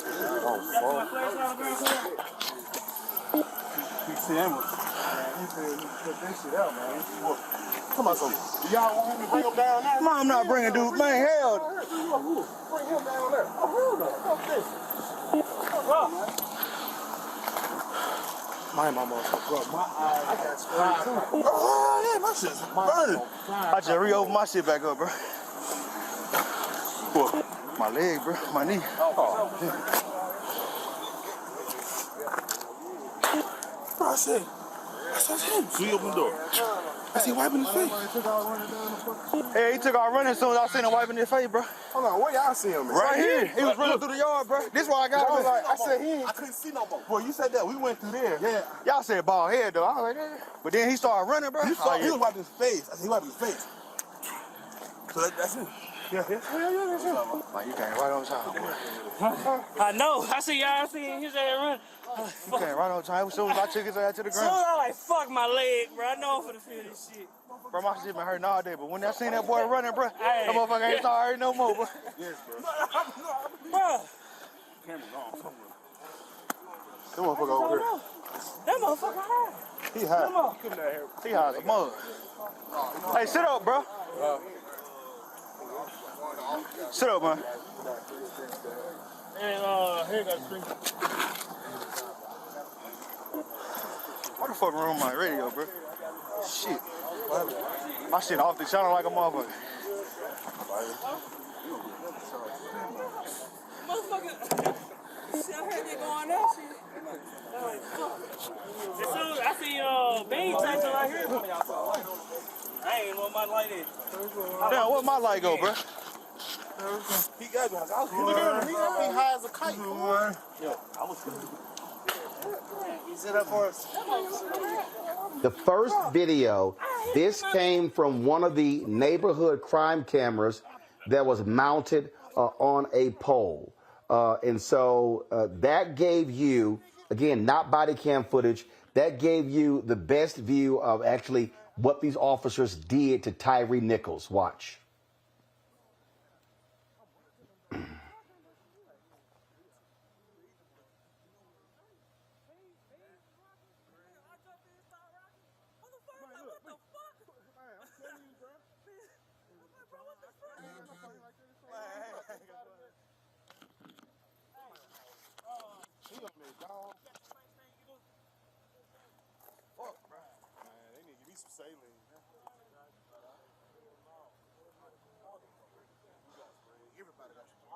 I spray, he spray, hip heel tase, he jump up, that's the tase.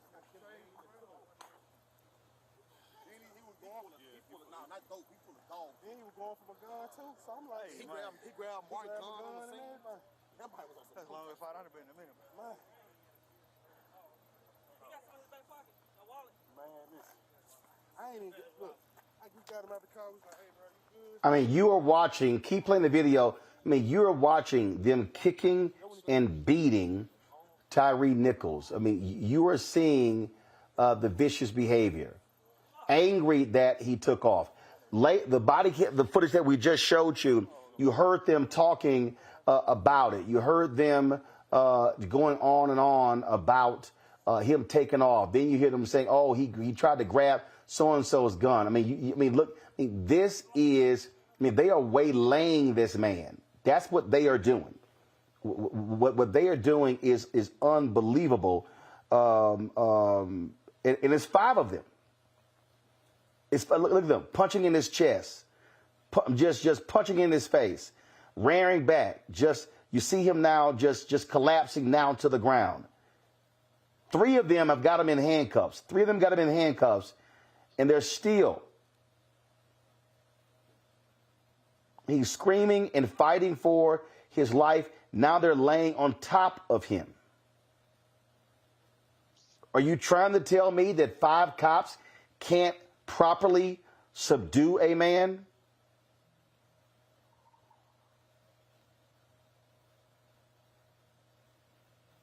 And again, still laying on top of him.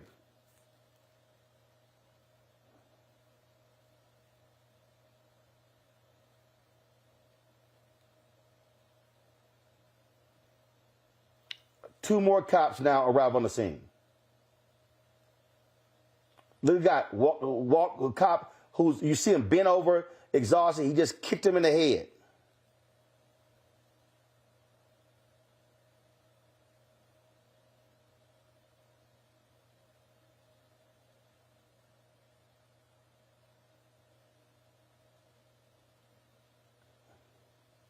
One cop steps up, just grabs his ankles.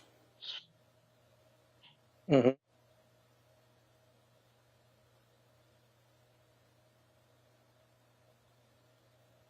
More cops arrive on the scene.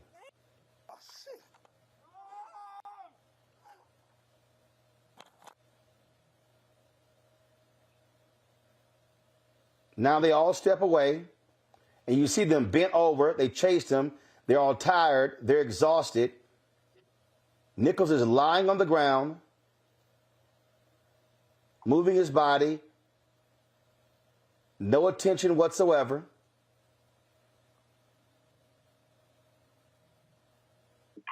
Flashing lights in his face.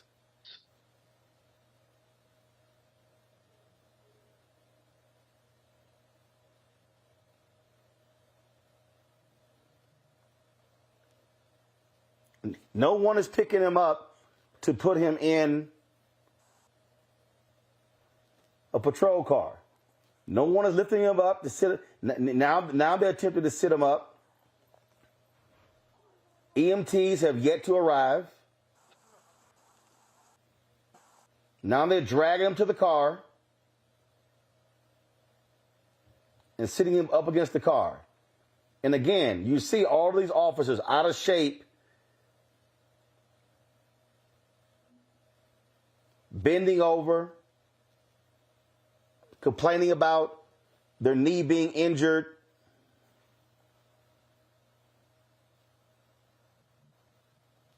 And this just goes on and on and on. We're going to talk over this video because the reason being, folks, and again, do I want to show all of it? I do not. But you're seeing the lack of care given to him.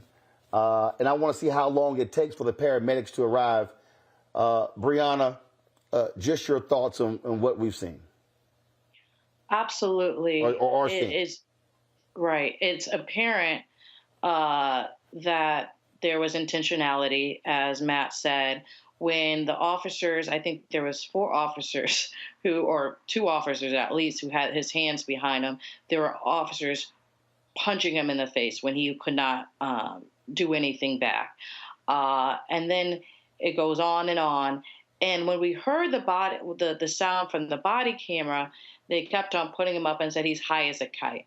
When we saw the original video, we can tell that he was speaking clearly and crisp, that he didn't know what was going on, that he exited the car. And as we've stated, they don't know the reason why. They said it was just a regular traffic stop or why he was stopped. And so with all that, for them, after they just beat this man, 5 men beat 1 man, and he's having issues staying up and his body and laying him on the ground and the body, they still didn't think anything of it. And so I think, we see a lot of this happen and over again. And unfortunately, it usually is race-based in the sense of it's a white person against a black person. And so maybe they thought they could get away with this type of abuse because this is what's the culture in the police department. But there is no way, especially if this is admitted under evidence in a court, that any jury can find this as appropriate behavior. Michael. Yeah, Roland, in the interview that I saw today, it was an extensive interview that was done with Police Chief Cerulean Davis. She said all of her officers are trained in first aid, yet it appears that none of them rendered first aid to Tyre Nichols. He's handcuffed. He's against the car. No. I mean, look, like the video is still playing. I mean, look at it. He is literally sitting up against the car. It's 1, 2, 3, 4, 5, 6, 7 cops I can count. Nobody offering any aid. Exactly. And when you are detained by police, regardless of which state, regardless of which municipality, regardless of what you've done, they are responsible for your care. They are responsible for your protection, your well-being.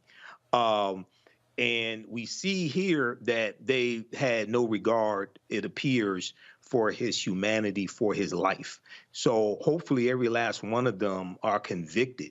And they should pray that the prisoners in prison have more mercy on them than they had on Tyre Nichols. Matt, well, they probably hope that they don't have the same research as the... Matt. So, Matt, we're seeing here, it looks like at this point, EMT has arrived. That's what it appears. Now, keep in mind, Matt, two EMT personnel, they were fired. Not just the 5 cops, but 2 fire department personnel were also fired. So it appears as if that's who is on the scene right now. Matt, go ahead.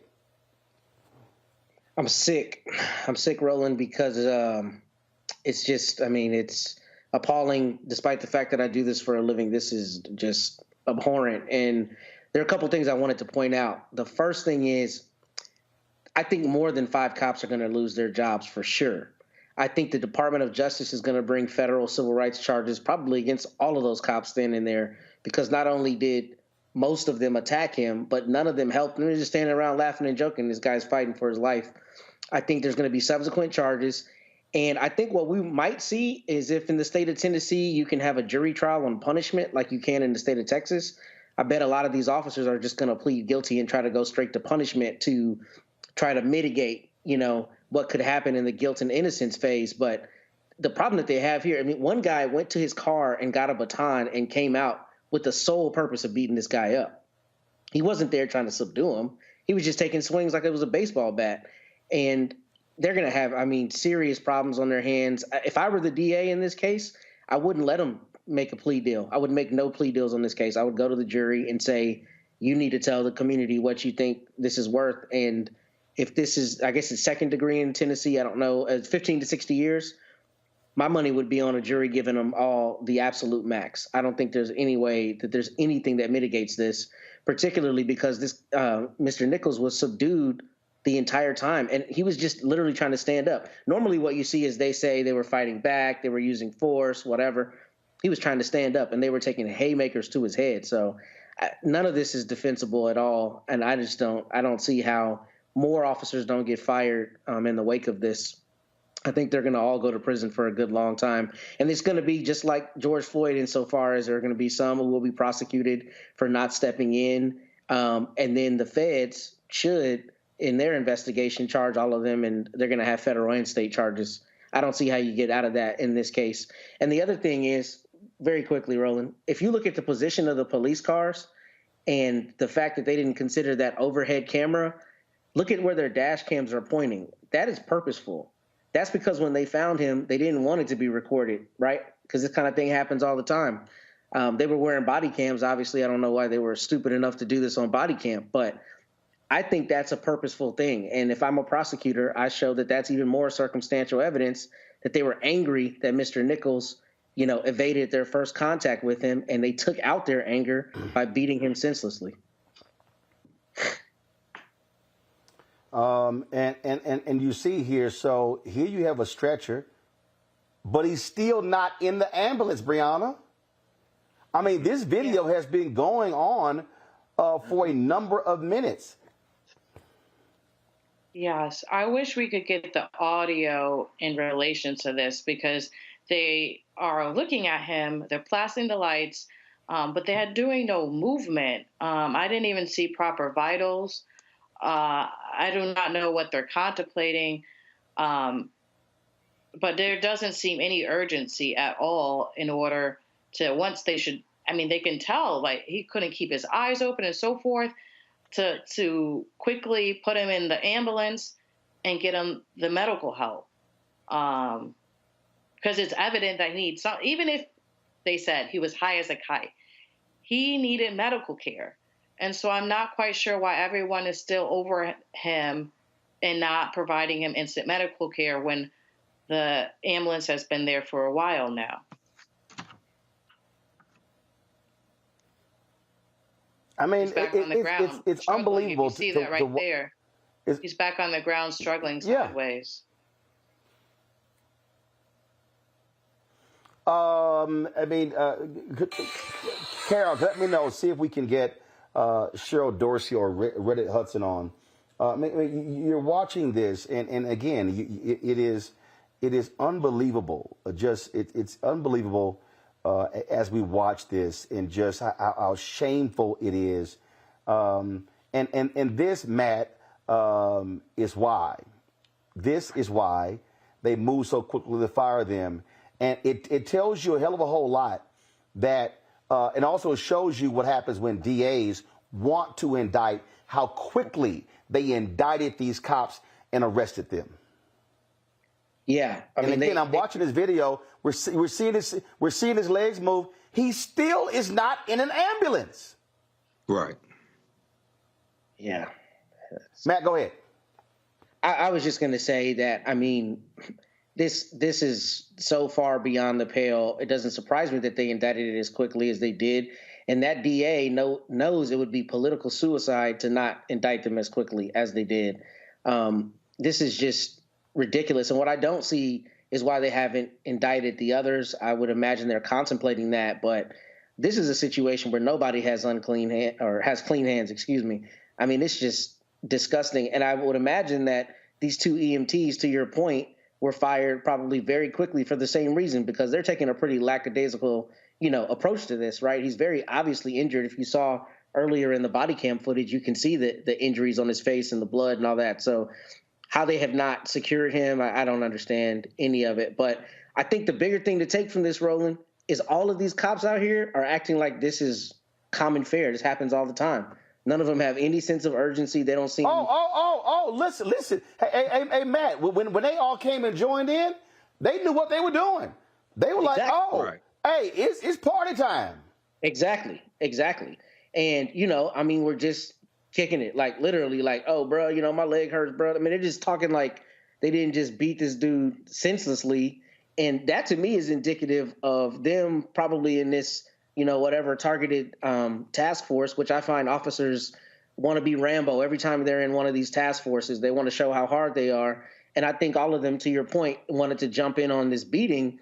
But beyond that, none of them look concerned that there will be any accountability for it. I mean, sometimes you see police do things like this and they kind of immediately realize they went too far. Like that lady in, I think it was in Minnesota, I can't remember her name, but she was instantly, realized she made a mistake when she shot the gentleman in that case. Here, they're like, we good. We can just beat this man senselessly and stand around and talk as though nothing just happened. I mean, and that's a scary thing because that is indicative of what happens every day, particularly in over-policed black and brown neighborhoods where this kind of thing happens. These are the jump out boys people talk about, right?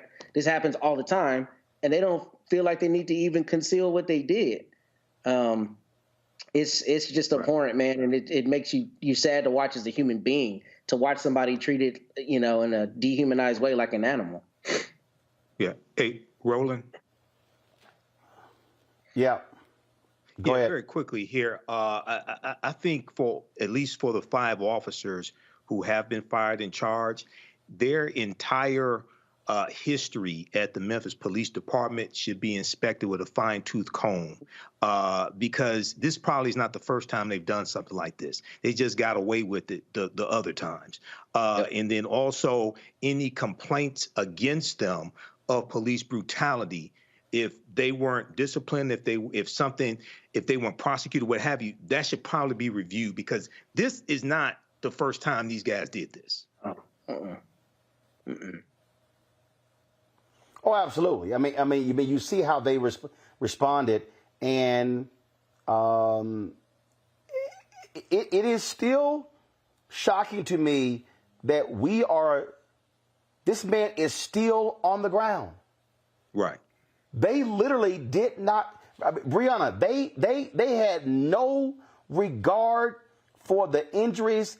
They said, we're going to let this man sit here and suffer in pain.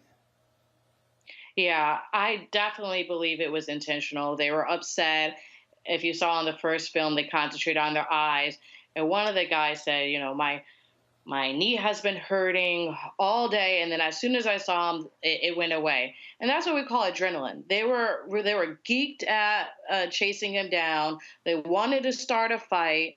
When he came out the car with no fight, they were already being combative to when they said, I'm going to break your arm, when he was already down on the ground. He ran because they were already being overly aggressive and he was scared for his life. He was almost home. He thought maybe he could get help from other people and his mom. And it's a very, very sad sight. And it's evident he's still on the ground right now. And I think we've been looking at this for 20 minutes. And so it shows how much time has passed and how much could have been done. And none of them did it because they're concentrating on themselves or thinks it's a joke or, act like it's locker room talk. I do see that on the back of their shirts, it says organized crime. So maybe a lot of them are used to dealing with gangs and do have a history of beating people up until they get what they need. However, I agree wholeheartedly. I don't think it just needs to be these 5 officers' body cams that need to be reviewed from the past, but I do think that there needs to be a whole investigation in the Memphis Police Department because it clearly shows that there's a culture past just these 5. Indeed. Folks, if you're just tuning in, we now literally, we have 27,000 people who are watching on our YouTube channel. The moment we started showing this video at the top of the hour, we were at about 5,000. It jumped to 27,000. folks. Those of you who are new, look, this is one of the reasons why you should be subscribing to our YouTube channel. Is because not just with this story, we cover issues like this every single day about driving accountability. And so we hope you hit the subscription button to our YouTube channel. We also hope you download our Black Star Network app. No need for y'all to pull a logo up. But this is what we do. This is why we created this Black News and Information Network. Folks turning to us, wanting to hear our perspective on this day, because again, this impacts us in a huge way. We're talking about when these stories, come out. It would be great if we had, now we had 28,000. It'd be great if we had 28,000 watching live every single day. But please hit that subscription button for our YouTube channel, but also download our Black Star Network app on Apple phone, Android phone, Apple TV, Android TV, Roku, Amazon Fire TV, Xbox One, Samsung Smart TV. You can also now watch us on Amazon News via the Amazon Fire Stick. We'll be on more of their platforms later this month. And so we appreciate those of you tuning in, appreciate those of you who are commenting as well. The Memphis has released the body cam footage or the different camera angles of the beating of Tyre Nichols. It is as vicious as folks described. In a second, we're going to have Reddit Hudson, who's going to be on the show. He's a former police officer who has been focused on police accountability as well. And so we have been, so we'll have him on in a second. And Matt, as a civil rights attorney, I mean, this has to absolutely just piss you off watching it unfold in terms of what is, what happened here. And this is the thing. This is not just this is not just an isolated case. We have seen so many of these stories across the country involving black cops, involving white cops, involving Asian cops, involving Latino cops. Folks, look, I mean, the fact that this man is still on the ground, all this time that has passed, and they just didn't care. He's still laying there. This is not about, yes, it is white supremacy in police departments. It is racism among cops. But this is not just white supremacy. This is blue. This is people who have the protection, qualified immunity, with the guns, with the badges. They know full well that in most cases they can get away with it. They know exactly how this happens. And so they know, unlike in this case, 99.9% of the time, there is no firing, no arrest, no indictment. It is. This is going to be a bigger settlement with the city of Memphis than George Floyd's was. It will be bigger than that. Not in terms of the significance. Obviously, the significance is the same. But in terms of the monetary exchange, in terms of a settlement, it'll be bigger than that. Because this is indicative of what happens every day that people don't believe. And this is the consequence of rhetoric we have allowed to run, amok with law and order, right? You support the blue no matter what. But I don't see Josh Hawley or Ted Cruz or anybody on TV saying this isn't the blue I support. And this is exactly what makes people. Yeah, precisely. Where are all those where are all those Blue Lives Matter people? Where are all the back to blue people? It's amazing how they're all silent. It's amazing how the sheriff's union, how the Fraternal Order of Police, now they're all silent. They're not condemning their own. They're silent. Yeah. And what they do all the other time is they say we're playing the race card or we're trying to be divisive or whatever, is expedient to their narrative, right? But this is humanity. This is a lack of humanity on display. And I don't see the Fraternal Order of Police coming out and decrying these officers. Christopher Wray said it was appalling, but this is ridiculous. And it's I really struggle to find the words despite talking for a living. I can't find the words for this because it is so beyond the pale. You're literally watching a man be beaten and that ultimately loses his life. And people are standing around and they're treating him like an animal, like they hogtied a hog. And it's just absurd. And let's be clear, Brianna. Let's be real clear. On this issue, we have this because of the video. We have Freddie Gray, those cops got away with murder because there were no cameras in the back of that truck, that paddy wagon. We know these things have happened all across America, and the only reason those stories were not national stories because there was no video. Right. And that's why we changed legislation to enforce those body cams. Before, I mean, it's been, I think, less than a decade where it was required in some cities to wear the body cam. And as it was shown, they intentionally tried to hide the body cam when they knew that there was an issue. But we now have those blue light cities, that's what we call it in Detroit, where, or some cities it's green lights, but it's in an area where you know that it's high crime or propensity of crime, and it's usually in these black areas. And so the fact that we're able to get the corner and get this, and they didn't think about the camera above, even though usually it flashes a light, makes me wonder. It goes back to the culture because they say, okay, even that above is flashing. Maybe people don't know about the top.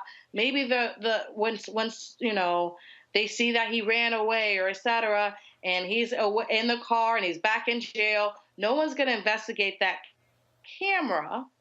And so we can do what we usually do because they know that there's a camera because it flashes a light on that corner and they still ignored it. They have a camera on their chest and they still ignore it. The paramedics are there and they're helping him still on the actual street. They got a stretcher. They're not pushing him anywhere. Yeah. Joining us right now, sorry, Brianna, is Reddit Hudson, former St. Louis police officer, founder of the National Coalition of Law Enforcement Officers for Justice, Reform, and Accountability.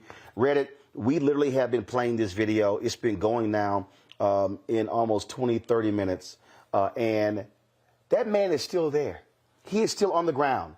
No aid, no assistance. After viciously beating this man, and we now know because of the autopsy, the independent autopsy of the internal bleeding going on, just watching this for you, your reaction.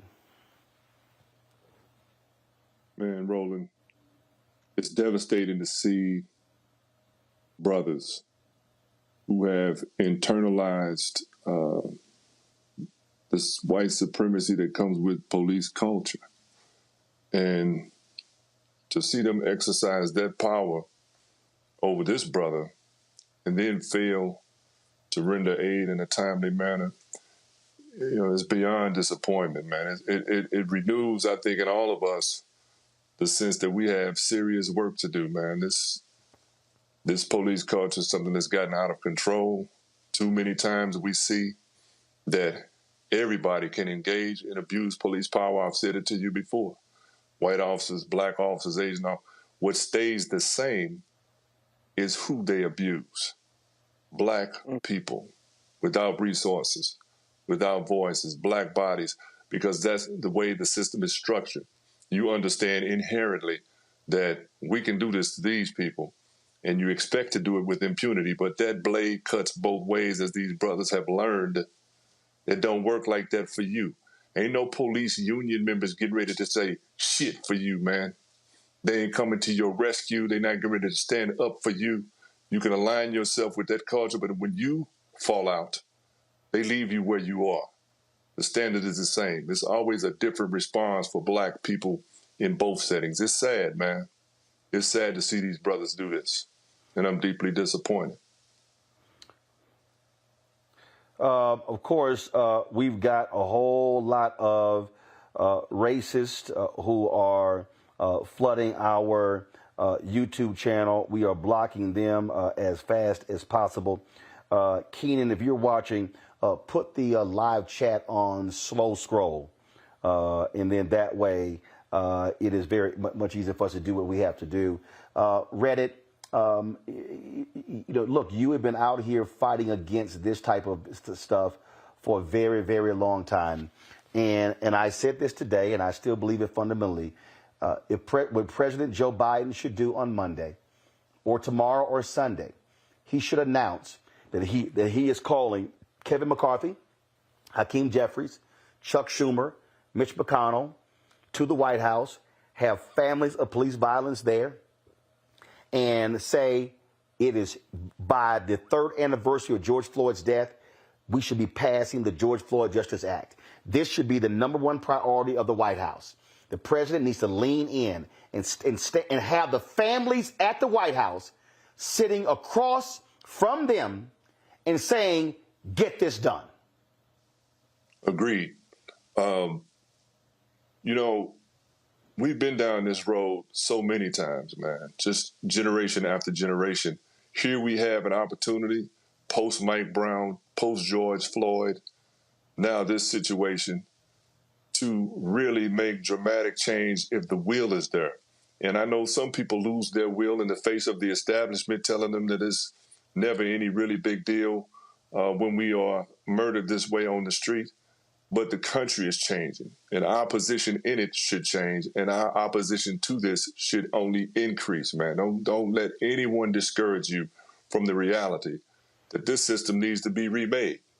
And we owe that to ourselves, to our children, to our ancestors. That needs to be a priority, and whoever doesn't have the political courage to engage in that needs to get out of politics and the business of representing our interests. That right there, Matt, I'm telling you, if I am the families of folks affected by police violence, I am calling them say to the White House, we will be there in 1 week, or we'll be there in 10 days. And they say, y'all show up or not. And say to the president, we want them all there. We want Republicans and Democrats. And no, don't call Senator Tim Scott. Don't call him to the meeting. Say, McConnell, you're the minority leader. Schumer, you're the Senate majority leader. McCarthy, you're the House leader. Jeffries, you're the minority leader. We want you there. Get it done. Right. Agreed. Yeah. And they should do the same thing at their state legislatures, and they should demand that their governors, and like right now, Texas is in session, they need to be passing state laws just like they did in Colorado to repeal qualified immunity. This is the outlier case insofar as the whole world is watching it, in real time, what's happening, and the city of Memphis is going to pay a boatload of money, as they should, to his family, his estate, for what happened. But this happens every day to people, not maybe to this extent, but it happens every day to people. And they have to come sit in the very office, and they have to hear me give them a spiel about how hard it is to vindicate their constitutional rights when some cop body slammed them because he was angry, right? This is every day. And we as a society love to lie to ourselves about the value of our constitutional rights because we allow the courts and the powers that be to divest us of a way to actually vindicate them. So to your point, the George Floyd Justice and Policing Act needs to be passed, but qualified immunity and any other like immunity that keeps people from being able to get meaningful justice need to be demanded on the state and the federal level. The only real way to disincentivize this kind of action is to not only put people in prison and in jails, but to hit them in the pocket. And it is so hard to do that. And until it's not as hard to do that, you're going to see cavalier police because the courts are going to say our jurisprudence allows it. Until it doesn't allow it, there's not going to be any incentive to stop behavior like this. Brianna, again, you have all these political leaders saying no violence, peaceful protest, no violence. How about some action? We had the chair of the Memphis City Council. This is where Memphis Mayor Strickland has got to step up. You heard the Chairman Jones say, hey, I need 6 votes. I don't want to hear any more statements. I don't want to hear them quoting MLK at the funeral, any of that. No, if you're a political leader, what are you going to do now? Absolutely. It's stated, make sure that we get what we need in legislature and Congress. Definitely keep pushing this forward. The fact that we do have bills such as the George Floyd Act already on the table, we can galvanize around this. We do have the majority in the Senate, and so we fight hard for that. I do think that a lot of this needs to happen on the local levels, as Mike stated, withdrawing qualified immunity. We've been talking about it over and over and over again, but we need to start whipping the votes. We need to start getting it done. We need to not let it go. Michael, that's it. I mean, this is where, look, there are moments. There are major moments. The George Floyd death was a catalyst. It was a major moment. I don't want to use the phrase that we can't let these moments pass because a black man is dead. But the death of Emmett Till served as a catalyst. The death of Jimmy Lee Jackson and Selma served as a catalyst. Right. We cannot let Tyre Nichols' death be in vain if we do not see something substantive come out of this, not just in the city of Memphis, not just in Tennessee, but in this country.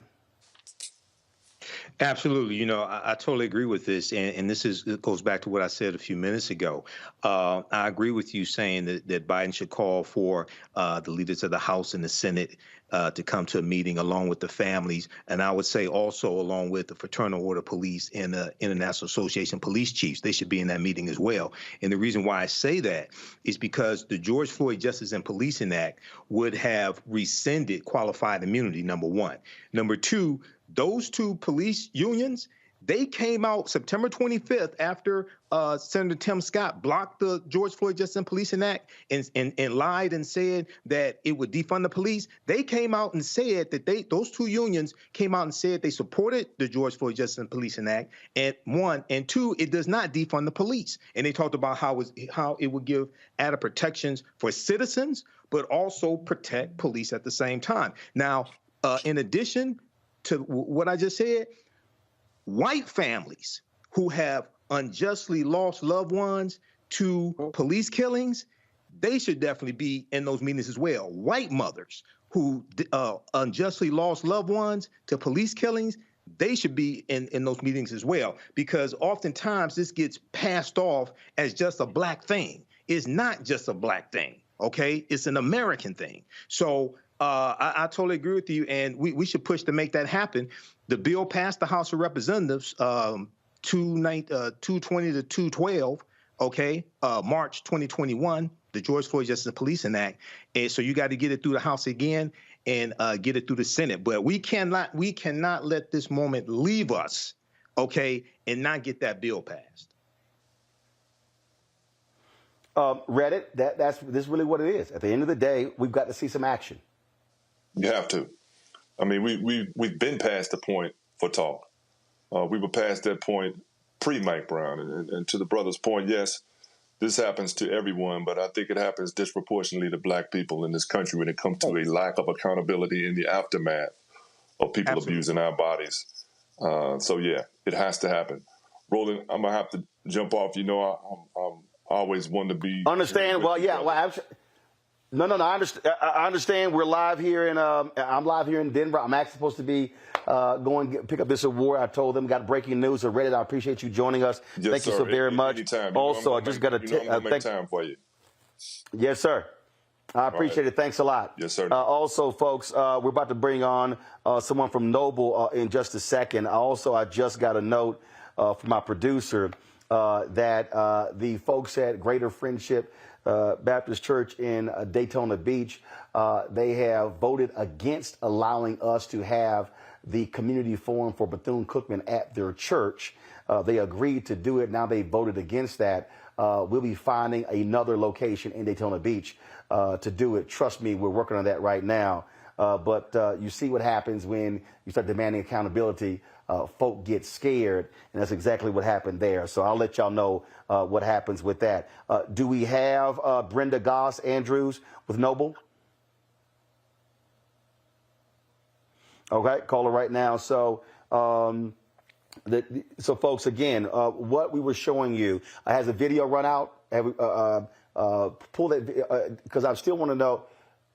Okay, so it ran 30. So in that 30 minutes, the EMTs never showed up, right? They showed up at the end. So pretty much 30 minutes went by before the EMTs finally arrived to provide some type of care to Tyre Nichols. That right there, Brianna, is unbelievable. And that's also why, fire department personnel members were fired as a result of the beating and the eventual death of Tyre Nichols. Absolutely. Everybody involved should be fired. I don't really know what more to say. It's a very tragic incident, and I emphasize to actually listen to the sound makes it even more heart-wrenching. To know what is occurring, running away or whatnot, it's the sound. Because you can hear the jokes, you can hear the malice, you can hear that they were trying to do harm to the man. And even after it, even while they're all standing around, not one thing makes them feel remorseful. Not one thing say, you know what, my eye hurts, but woo, I went too far. Not one. And so, as it's been stated before, there shouldn't be any reduction or knocking off points, or they should be charged to the fullest extent.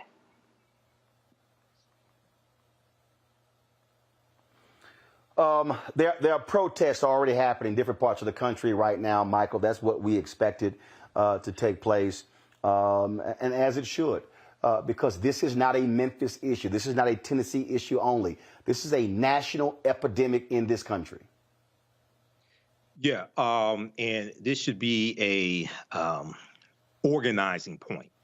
This should be a point to organize. Yes, march and protest, but we have to redirect that energy beyond just this incident and marching for this incident. So you have to join organizations that are about the betterment of your community, as well as holding police officers accountable, elected officials accountable, et cetera, because all this is connected. And then the other thing is there's an economic component to this also. You've talked about the plight of African-American owned businesses, Roland, and how 95% only have one employee. And if we spent more dollars with our own businesses, we could employ more of our own people as well. This is an economic issue. At the end of your march, each day at the end of your march, at the end of your protest, march yourself down to Black-owned businesses and support them and buy them out as well. Because you're going to have to go to some of those businesses to support your organizations economically, so you can continue to protest, or so you can travel and protest, different things like this, the type of work that you do, how you helped Tamika Mallory, things like this. So we all have to work together on this. So beyond just a protest today or a protest this weekend.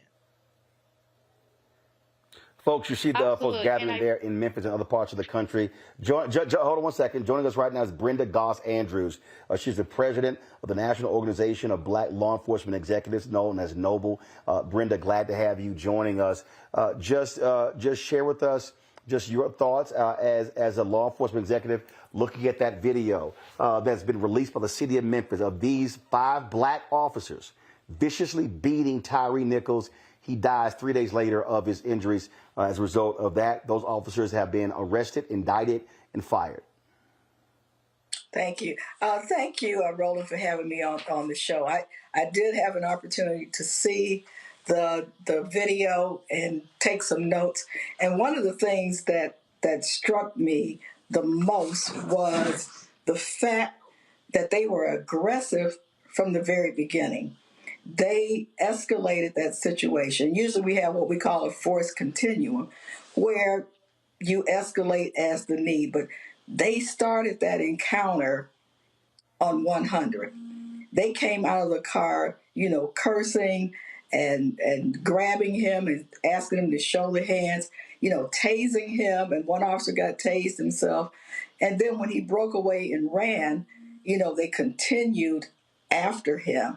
More and more officers. But one thing that I noticed, that it was so many officers at the scene. Multiple officers were at the scene. counted maybe about 10. It could have been more. So definitely excessive force, needless encounter. There was no supervisor. I noticed that also for something like this. There was no supervisor at the scene. Usually supervisors are monitoring the radio, but I didn't see any supervisors that had come to the scene. And Roland, that last poll camera, really gave us kind of a bird's eye view of how savagely he was beat. Now, what we saw was a retractable baton, and those are usually metal and very, not always heavy, but with the right amount of force can be deadly. And if you see that, maybe here in this picture here, that he was beat repeatedly with the baton, punched, kicked, and cursed at. You wouldn't even do a dog like that. This is just horrifying to the community. And believe it, it is horrifying to us in law enforcement. So those were.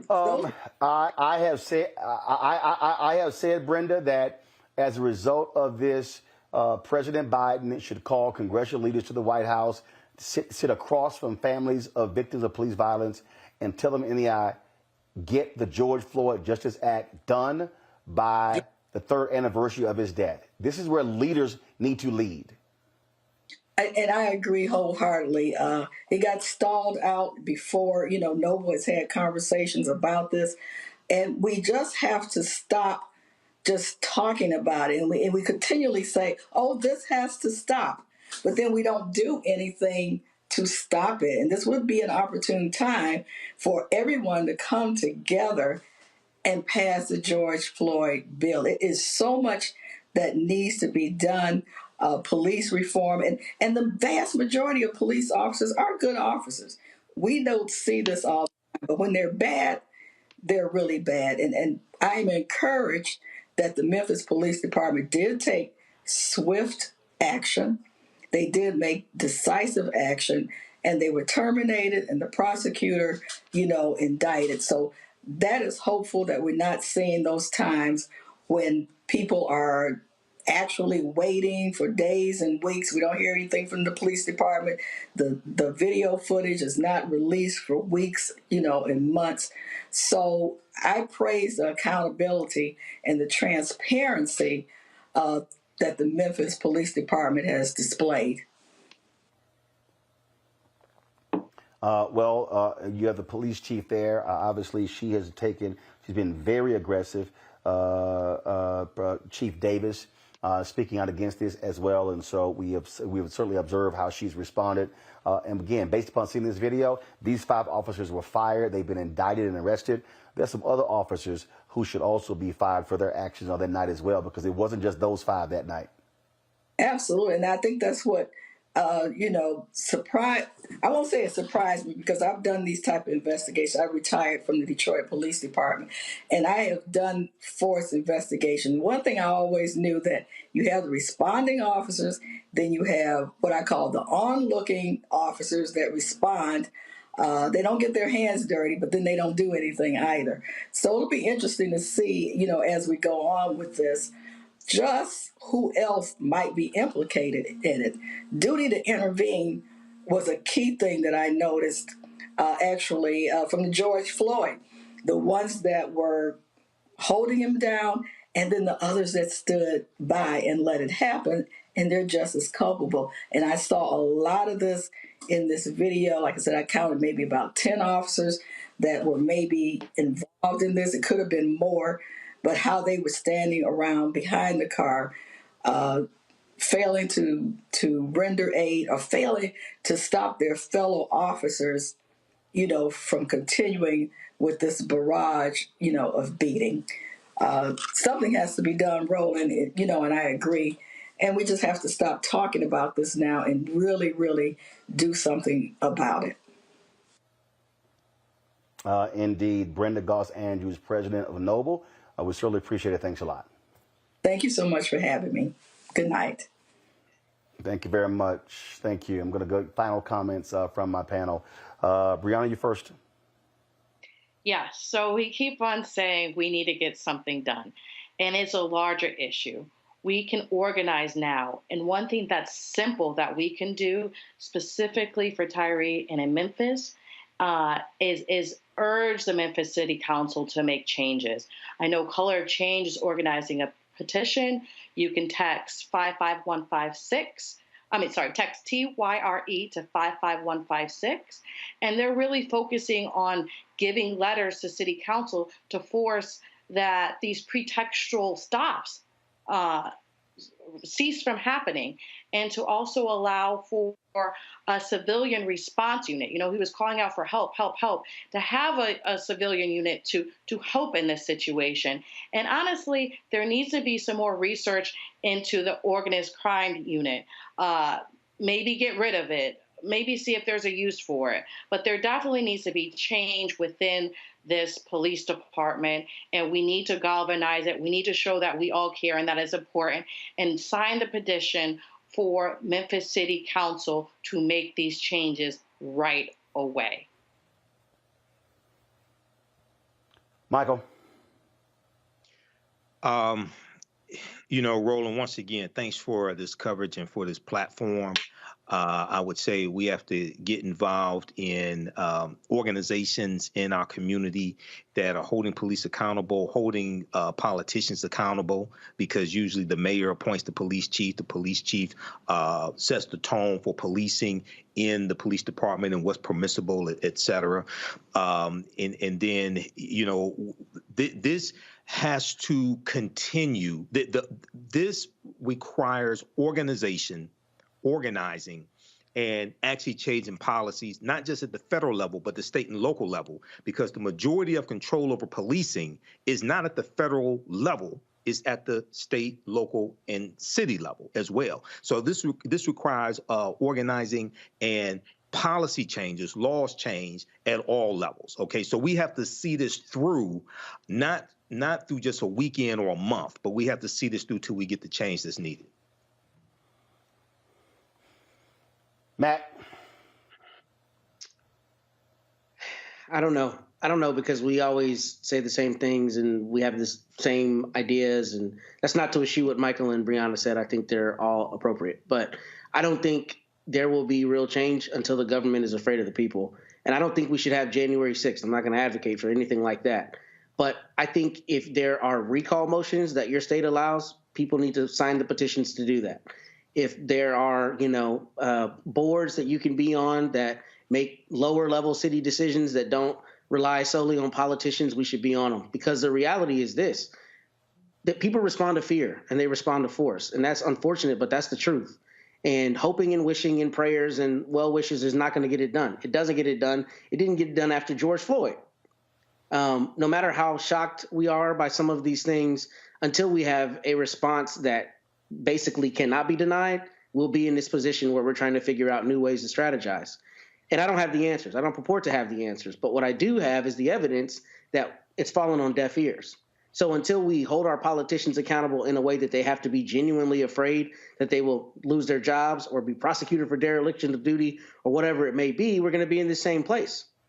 Because when 5 cops can brutally kill a man on video, and that is the furthest end of the spectrum, but we don't consider all the times where people are body slammed and beaten up and all the videos that I see on a daily basis, and that continues to happen, then we're allowing the government to continue eroding our rights and continue eroding our quality of life, us particularly as Black people. So I think we have to find stronger measures, and I think a lot of those measures are taking people out of office by the force of a recall. Mm-hmm. That requires organizing. Folks, at the end of the day, folks, we're going to see a reaction this weekend. Obviously, protests are already taking place. People are gathered, candlelight vigils.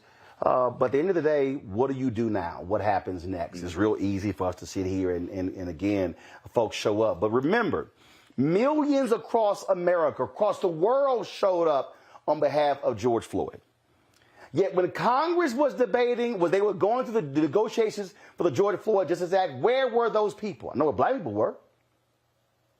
So for all of our allies who are white and Latino, who are Asian, folk who are gay, who are transgender, where will you be Monday? the following Monday, the following Monday, the following Monday, and on and on and on. Nothing is going to change in America unless Americans say enough is enough. And not just black Americans. We were here with Eric Garner, John Crawford III. We were here with George Floyd. We had Sammy Singawe on talking about the number of people killed last year by police, the highest ever. 2 cops in Florida kidnapped a homeless man, viciously beat him. They were arrested yesterday. We can go city by city, state by state. None of this changes unless political leaders have the courage to stand up to police unions and say enough is enough. President Biden, it's time to lead. The executive order wasn't enough. Governor Lee of Tennessee, it's time to stop playing footsie with the anarchists, the white domestic terrorists, the Republican Party. Time for you to lead. Mayor Strickland, you lead a majority black city. King was killed April 4th, 68, talking about economics, and black folks still are economically disenfranchised in your city. What the hell are you going to do? Enough with the awards, enough with the speeches, enough with the quotes. Leaders lead. And we're going to hold all of you accountable. Greater Friendship Baptist Church, Daytona Beach, y'all have canceled my appearance. My understanding is a whole bunch of folk who are prominent folks in there, Tyre University, didn't want us there, and they were pissed. I'm still coming. We don't back down from anybody. So just like we are going to lead and hold people accountable in Memphis and police brutality, same gonna happen at Bethune-Cookman and anywhere else. Because it was Dr. King who said the Negro press is one of the 4 forces that can liberate black people. He specifically said to maintain your militancy and not settle for the conservative. And we will do exactly what he said. Folks, I got to go. We will see you on Monday right here on Roland Martin Unfiltered on the Black Star Network. We have crossed the 1 million threshold as YouTube subscribers. Thank all of you for doing that. I can't wait till we have 1 million downloads of the Black Star Network app. Apple phone, Android phone, Apple TV, Android TV, Roku, Amazon Fire TV, Xbox One, Samsung Smart TV.